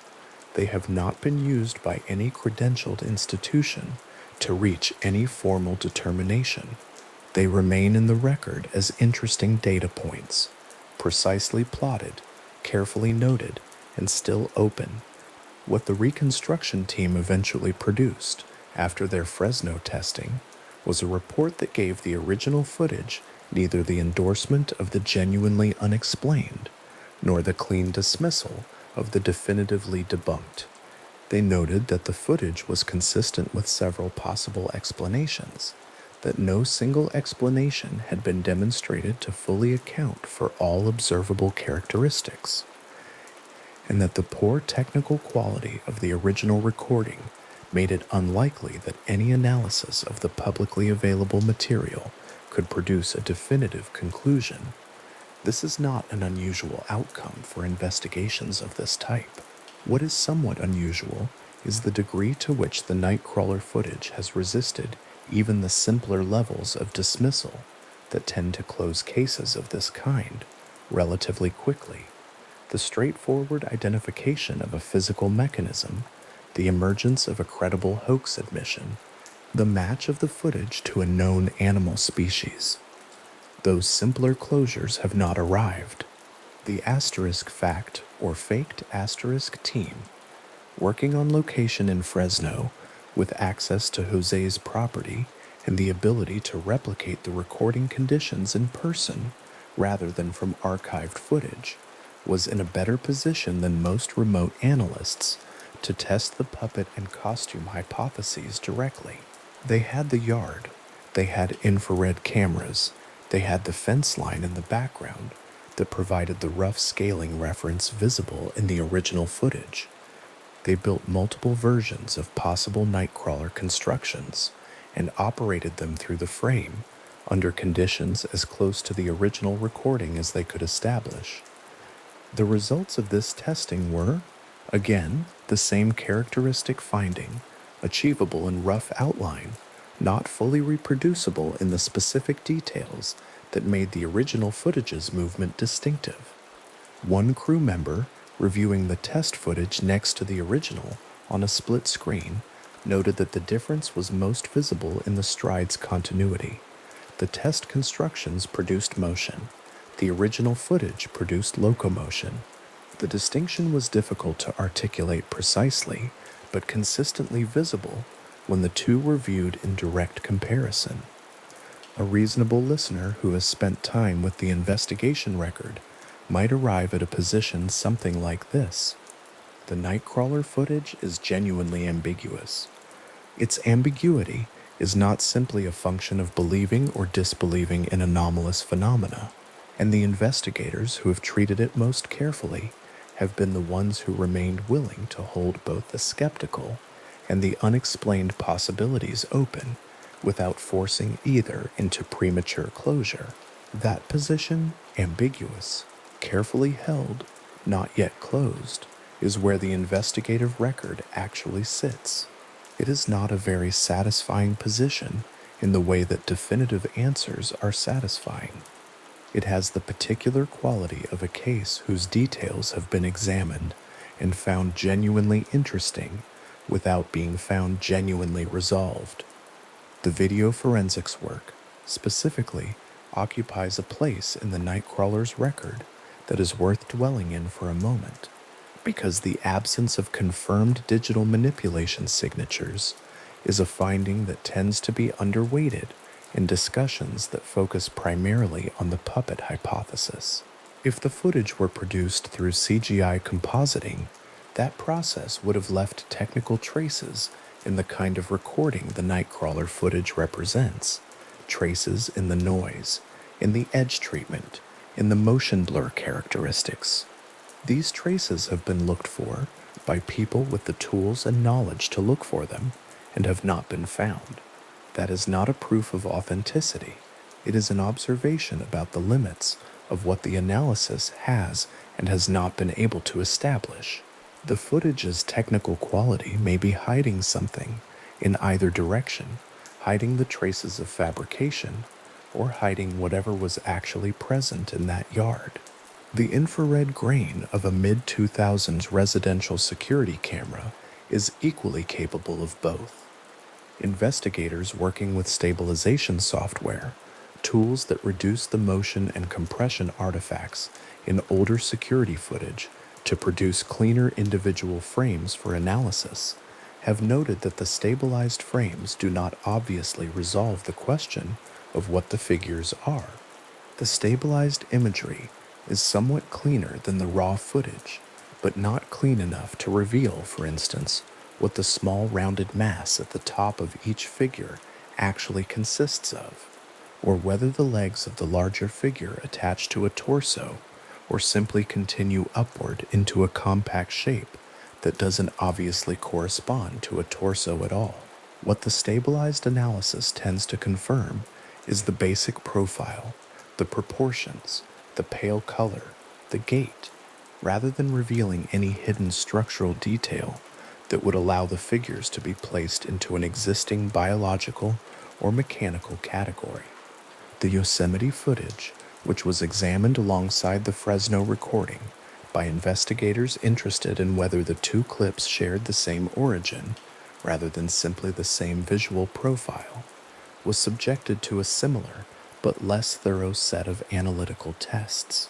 The single figure in the Yosemite recording moves through a more complex environment, trees and brush and broken ground rather than a flat residential lawn, and this complexity makes direct scaling more difficult and motion tracking less reliable than in the Fresno footage's simpler visual field. What investigators noted consistently was that the gait in the Yosemite clip has a slightly more variable quality than the Fresno footage shows. The stride is not quite as regular, the path of the body not quite as smoothly horizontal, and some analysts have cited this variability as consistent with a biological entity moving through irregular terrain, while others have cited it as consistent with a different operator or a different mechanism producing a performance that was slightly less refined than whatever produced the Fresno recording. Neither reading has been confirmed. The question of whether both recordings originate with the same person, the same group, or the same source has been examined without resolution. The visual consistency between the two clips is notable. The difference in setting, suburban residential yard versus wooded semi-rural environment, complicates a straightforward shared source explanation. Since the logistical requirements for producing both recordings, if they are fabricated, would have expanded considerably beyond those needed for a single location. That expanded effort is possible. It is also not obviously motivated by anything in the subsequent history of the footage, since no one has come forward to claim credit, monetize the creation, or leverage the footage's attention in any way that would constitute a return on a significant investment of time and resources. No one has claimed responsibility. That fact sits at the center of the Nightcrawler's investigative record, the way a missing piece sits at the center of a puzzle, not dramatic, not conclusive, simply absent.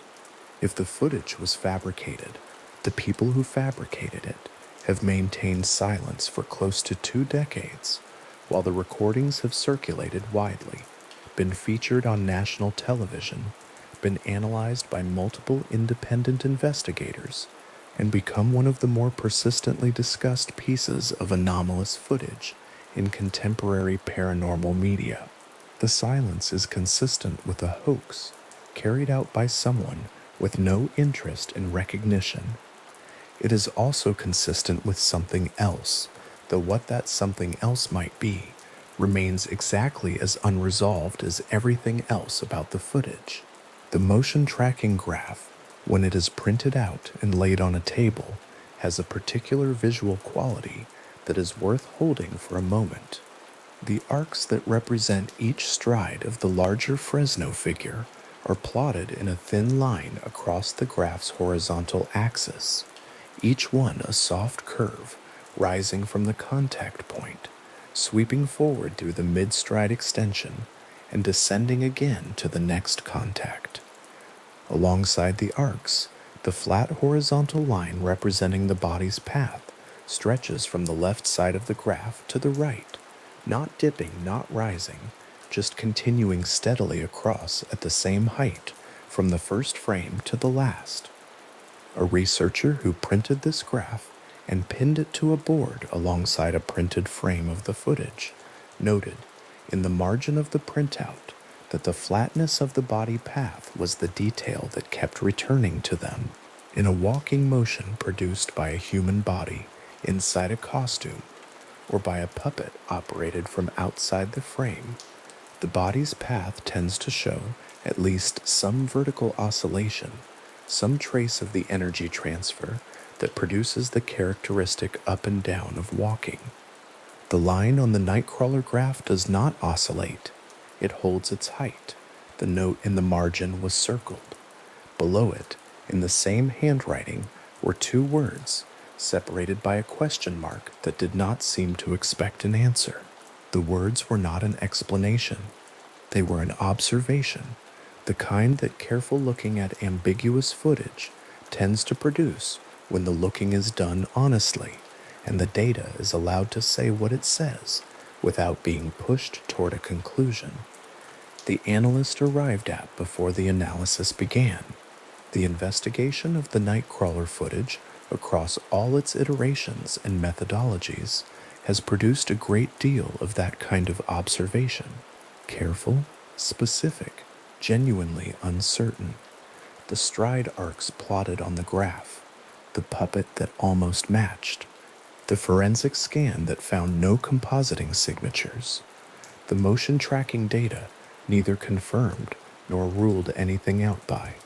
The Heron comparison that held at the level of general silhouette and broke at the level of joint articulation. Each of these is a data point. Together, they constitute a record. The record is not resolved. What the asterisk fact or faked asterisk production team ultimately filed at the close of their Fresno investigation was a conclusion that has been accurately summarized as genuinely ambiguous, which is not the same as a failure to reach a conclusion, but is instead the conclusion that the footage, examined by the methods available, does not clearly favor any single explanatory framework over any other. Their effort was sincere, their methods were reasonable, their result was the same result that every other careful investigation of this footage has produced. Something was recorded. What it was has not been established. The investigation is not closed. On a laptop screen in a research context, far from Fresno, the motion tracking software's graph runs along the bottom of the frame, while the footage plays above it, the pale figure crossing the infrared yard in its wide, unhurried, pendulum-striding walk, the small, rounded mass at the top holding its height, the arcs accumulating below, each one a soft line plotted by an algorithm that has no opinion about what it is measuring and no stake in the conclusion. The graph runs, the figure walks, the timestamp in the corner of the footage advances, silently, one frame at a time. The arcs do not explain themselves. They simply are what the measurement found, set down in the record alongside everything else the investigation found, in the file that has been examined and annotated and debated and examined again, and that remains at the edge of what any of the available methods have been able to establish, precisely as open as it was when the first person sat down and pressed play. The San Joaquin Valley at night, seen from a high enough vantage, has the quality of a map drawn in light. The flat grid of Fresno's streets and subdivisions spreads westward across the valley floor in long rectangular blocks, and at the eastern edge of that grid, the geometry softens and eventually dissolves into the dark, irregular rise of the Sierra Nevada foothills, where the streets give out and the roads become fewer and the land becomes something older and less arranged. This is the same land that has been inhabited for thousands of years. The agricultural geometry superimposed on its surface is recent. In the scale of things, a few generations of irrigation infrastructure and suburban expansion laid over a much longer human relationship with the valley and the mountains beyond it. The Nightcrawler footage came from somewhere inside that grid. Two pale figures crossed a residential yard in the overnight hours and kept going, and the security camera recorded them, and the recording survived. There is something worth sitting with in that geography. The foothills east of Fresno, where the Sierra Nevada begins, are the ancestral territory of the Yokuts, a people whose presence in the San Joaquin Valley long predates any other recorded human activity in the region. Their traditional territory covered much of the valley floor and extended into the western slopes of the mountains, taking in the oak woodlands and river systems and the flat agricultural plains that now grow cotton and almonds and grapes in vast organized rows. The landscape that appeared in the background of the Fresno security footage, the low fence line, the pale grass, the dark air beyond the yard, sits inside that older territorial boundary, though nothing about the security camera or its owner would have had any reason to notice this. A yard is a yard. A fence is a fence. The land beneath them holds whatever it has always held, indifferently, Paranormal researchers examining the Nightcrawler case in the years following the footage's circulation began looking into whether the Yokuts or neighboring Central California peoples had any traditional descriptions of entities resembling the figures in the recording. The geographic correspondence was noted. Both the original recording location and the second filming site fell within or adjacent to territories long associated with specific indigenous communities, and some investigators treated this correspondence as circumstantially meaningful. Whether it was meaningful in the way they supposed is another matter entirely. Geographic overlap is not cultural confirmation. A pale figure walking through a security camera's field of view in 2007 shares its location with thousands of years of human activity, and the coincidence of proximity does not by itself establish a connection between the figure and any of that history. What has been cited in paranormal media, sometimes with considerable confidence, is the existence of carved or totemic objects attributed to tribes of the Central California region that are said to depict tall, thin figures with small upper bodies and long legs, shapes that bear at least a proportional resemblance to the Nightcrawler. These objects have been referenced in YouTube documentary productions, in podcast discussions, and in forum threads, where the comparison is treated as significant, even revelatory. The more careful version of this conversation acknowledges what the enthusiastic version tends to pass over, that the provenance, age, and tribal attribution of any specific carved figure offered as comparison has not been verified by qualified anthropologists or ethnographers in any publicly available academic record. The objects may exist, their age may be considerable.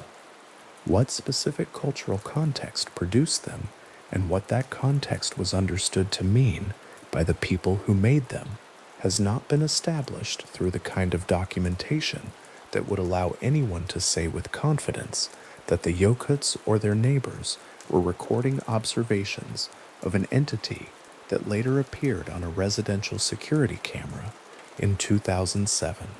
The connection is held open as a question, and that is where it honestly sits. It is worth understanding why paranormal researchers reach toward cultural and historical context when confronted with something like the Nightcrawler footage. The impulse is not unreasonable. If a form has been witnessed across a long span of human habitation in a region, that persistence is itself a kind of data point, not proof of anything paranormal, but evidence of a recurring observation or a recurring imaginative structure, both of which are worth noting. The San Joaquin Valley has been closely observed by human beings for thousands of years. If something like the Nightcrawler figures moved through its landscapes with any regularity, it seems plausible that human observers would have noted them, and that some record of those observations might survive in the cultural material of the people who lived there. The honest position is that no such record has been clearly identified and verified. The carvings remain in an ambiguous evidentiary state. The connection is intriguing. It is not established. The Nightcrawler's reach beyond California is a quieter and less documented part of its story. Following the wide online circulation of the Fresno footage in the years after its Univision broadcast, reports began accumulating from locations well outside the San Joaquin Valley. Accounts describing Nightcrawler-type entities, tall, predominantly leg-based, pale, moving in the same measured striding gait, emerged from areas associated with Wisconsin, New Mexico, and parts of the Pacific Northwest, among other locations. These accounts came largely through online paranormal communities, where the language of the original Fresno footage was already established as a shared reference point, and most arrived without any video documentation. Some came as written reports to MUFON or similar investigative bodies. Some appeared in forum posts and social media threads. A few were discussed on paranormal podcasts, with the account giver describing a sighting in terms that matched the Fresno visual profile closely enough to be categorized alongside it. None of these secondary reports achieved anything approaching the investigative scrutiny applied to the original footage. None produced photographic or video evidence that was examined and found ambiguous in the way the Fresno and Yosemite recordings were found ambiguous. That is, neither convincingly fake nor convincingly genuine. What the accumulation of secondary reports does and does not establish is a question with no clean answer. A shape, once named and visually described, will be recognized in subsequent observations.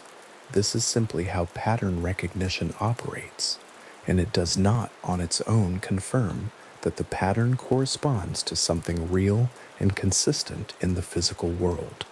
A person who has seen the Fresno Nightcrawler footage and then encounters something pale and strange moving through the tree line at night will reach for the Nightcrawler as a category before reaching for anything else. This does not mean the categories are wrong. It means the confirmatory weight of subsequent reports is lighter than it might first appear. The Nightcrawler is now a named thing. Named things get seen. What is being seen in each case remains the genuine question.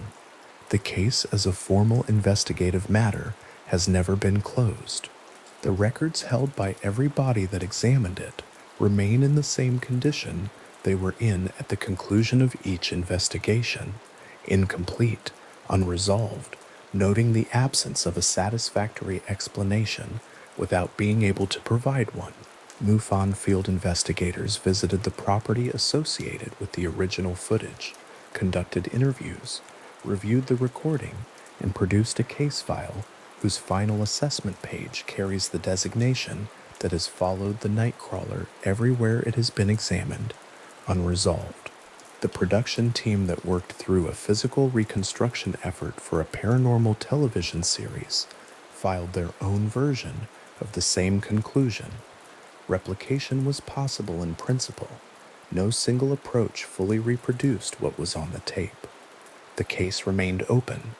No hoaxer has ever credibly stepped forward to claim responsibility for either the Fresno or the Yosemite footage. No individual, no production company, no practical effects workshop, no digital animation studio has produced documentation suggesting authorship. The Nightcrawler has been hoaxed many times since its initial fame. Derivative footage and obvious puppets and clear digital compositions have proliferated across the internet in the years following the original, but none of these subsequent productions has ever been plausibly identified as the source of the original 2007 recording. The original remains where it has always been, at the edge of what can be determined, neither confirmed nor explained away.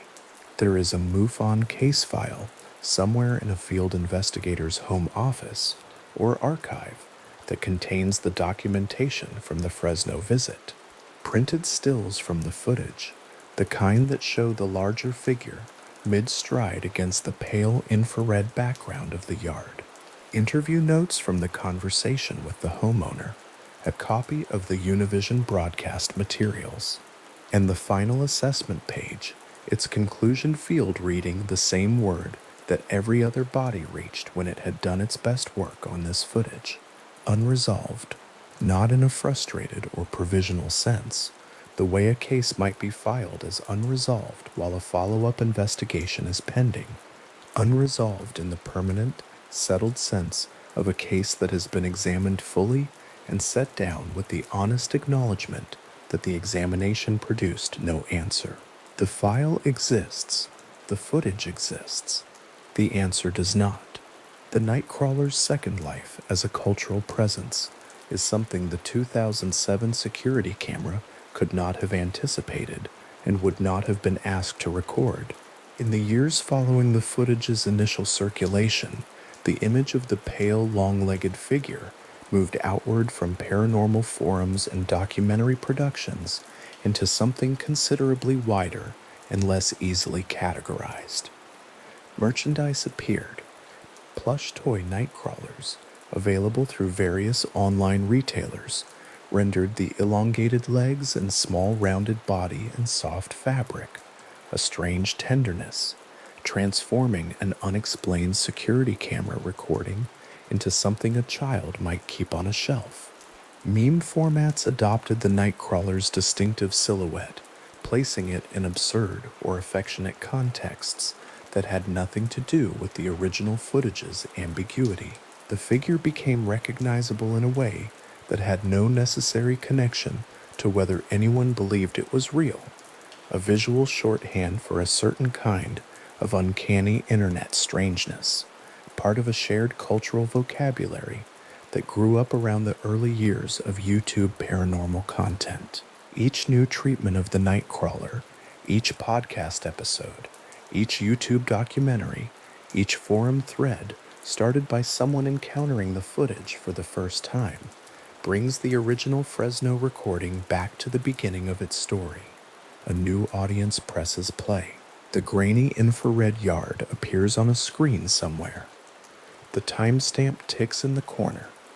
The left edge of the frame holds nothing for a moment, and then the two pale figures enter it, unhurried, their long legs swinging forward in that wide, slow arc, moving across the ordinary front yard of an ordinary house in Fresno, California, as though the camera and the yard and the entire ordinary domestic apparatus of the early 2000s were simply an inconsequential backdrop to whatever they were doing. The figures cross the frame. They exit at the right edge. The yard returns to being empty.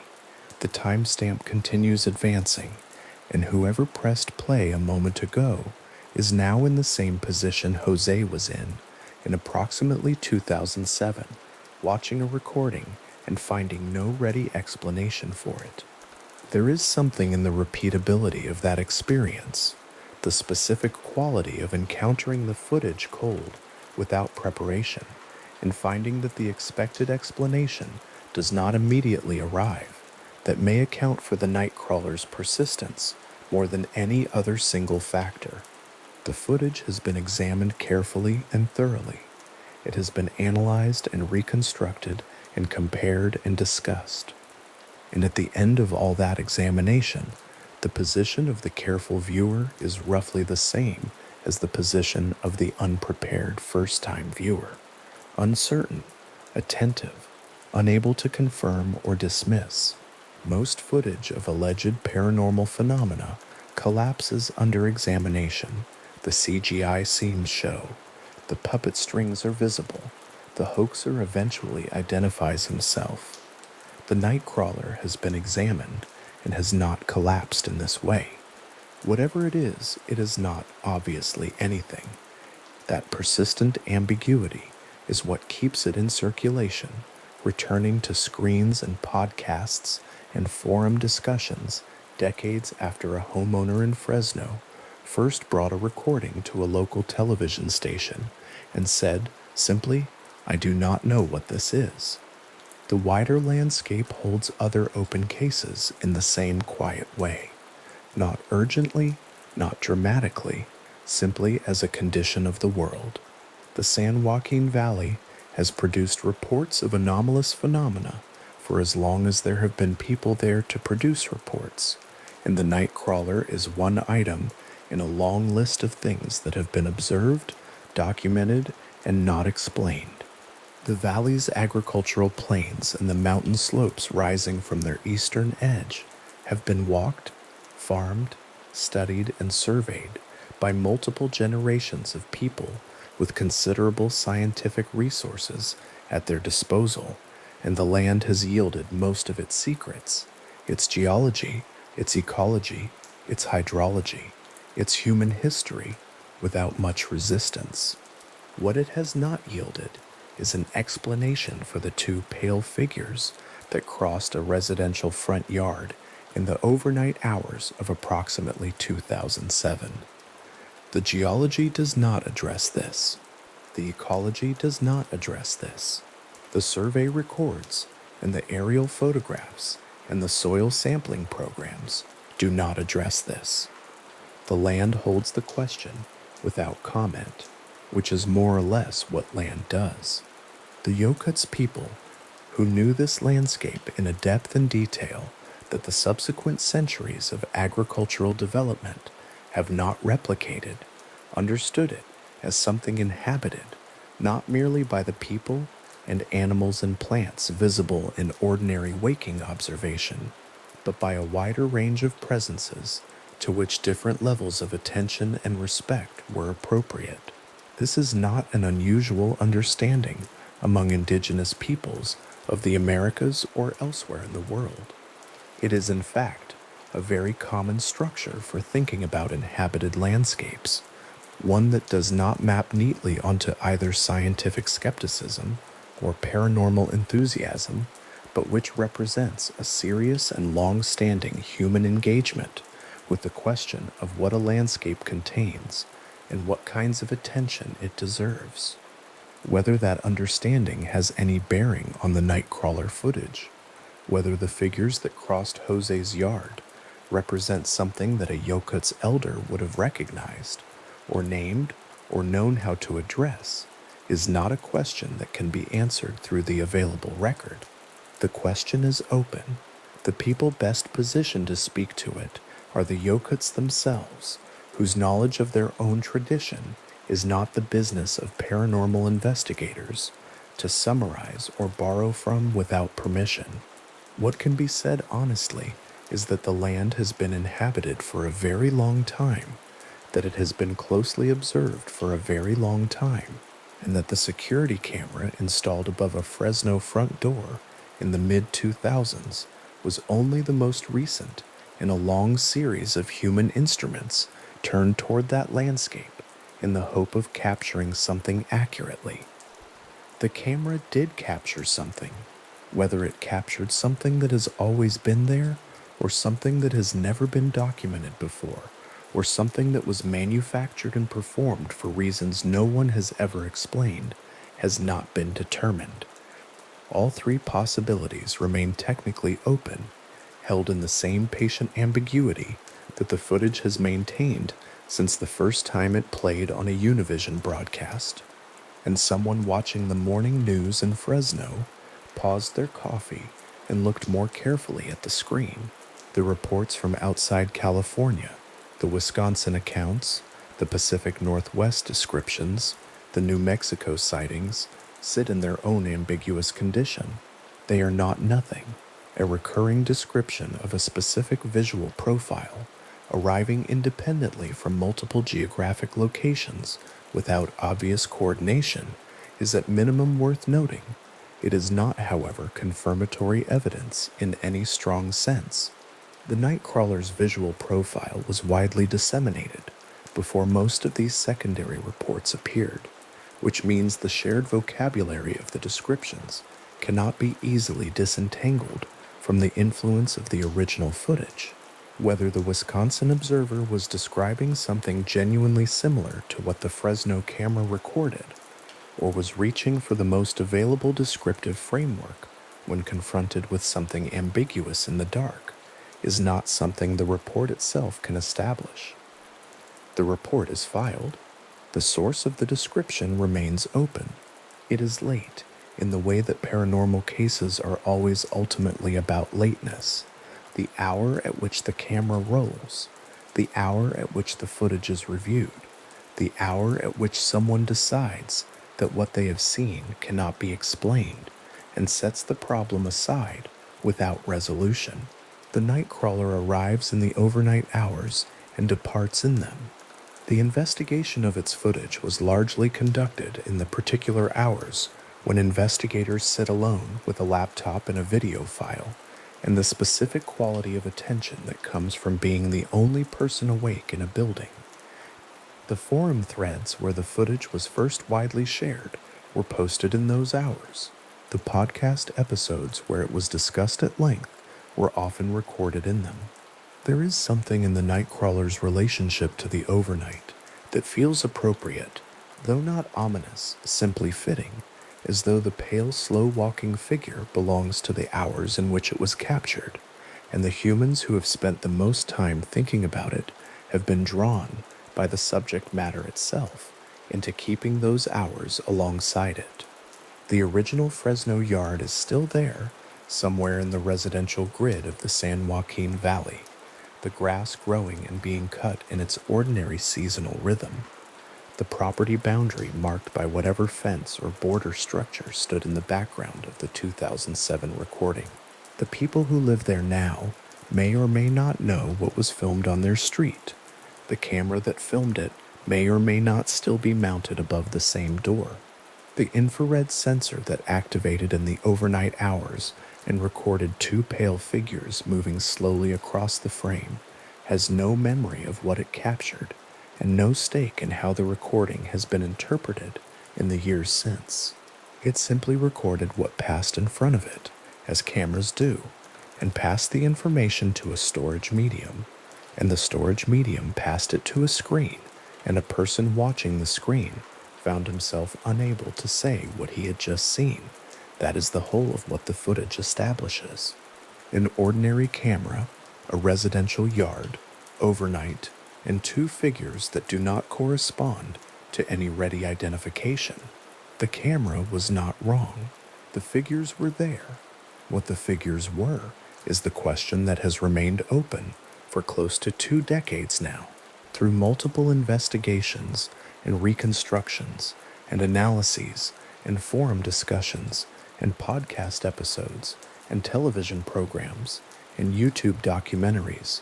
And the question is no closer to a settled answer than it was when Jose first carried the recording to a local television station and placed it in front of a camera crew.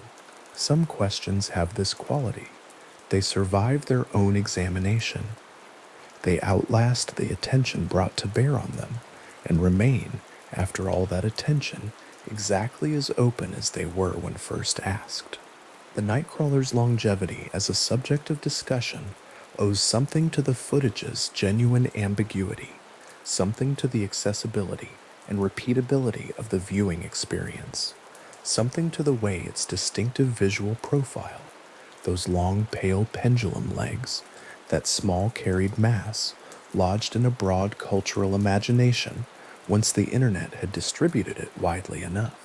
But it also owes something to the honest intellectual position the footage leaves its viewers in. It is not a case that asks viewers to make a leap. It does not require belief in any specific interpretive framework to be worth watching. It requires only the straightforward willingness to look at something that does not readily explain itself and sit with that fact without forcing a resolution. Most cases resolve, one way or another, into confirmed fabrication, or into explained natural phenomena, or into documented genuine anomalies. The Nightcrawler has done none of these things. It has remained at the edge of the explained world, not falling into it, and not demonstrably outside it, just present, patient, and undisturbed by the decades of attention it has received. The forested edge of the Yosemite recording site is quiet now, in the way mountain landscapes are quiet after human attention has passed through them and moved on. The investigators walked the ground, noted the absence of physical evidence, mounted the camera on its post, and eventually drove back toward the valley. The trees they walked among are still there, growing in the same slow way that conifers grow at elevation, the needle litter building up each year around their roots, the ground beneath them remaining in the same undisturbed condition it was in when the investigators found it. No marks, no tracks, no sign that anything unusual had passed through. Whatever the camera recorded moved through that landscape and left it exactly as it was. The forest does not know it was filmed. The soil does not carry the impression.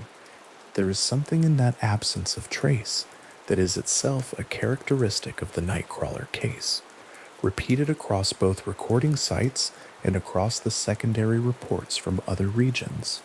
The figures do not leave evidence of their passage beyond the footage itself. They do not disturb the environment in ways that persist after they have gone. They appear in front of cameras in the overnight hours, and they cross the frame, and they exit, and the landscape returns to its ordinary condition. This is either the characteristic behavior of a phenomenon that is genuinely unusual, or it is the expected result of footage that was fabricated and therefore has no corresponding physical presence in the landscape. Both interpretations are technically consistent with the evidence. Neither has been established as correct. The wide dark of the San Joaquin Valley continues its nightly cycle. The agricultural grid that covers the valley floor loses its geometry in the dark and becomes simply a flat landscape extending toward the mountains, the irrigation channels reflecting whatever ambient light the sky provides, the farmhouses and the suburban streets, and the residential yards sitting in the same quiet dark that has covered this land every night for as long as the land has been here. Somewhere in that dark, the original Fresno yard receives its ordinary nightly hours. The grass holds the moisture that comes in from the coast through the mountain gaps to the west. The air moves in the low, slow way that valley air moves at night when the heat of the day has finally finished lifting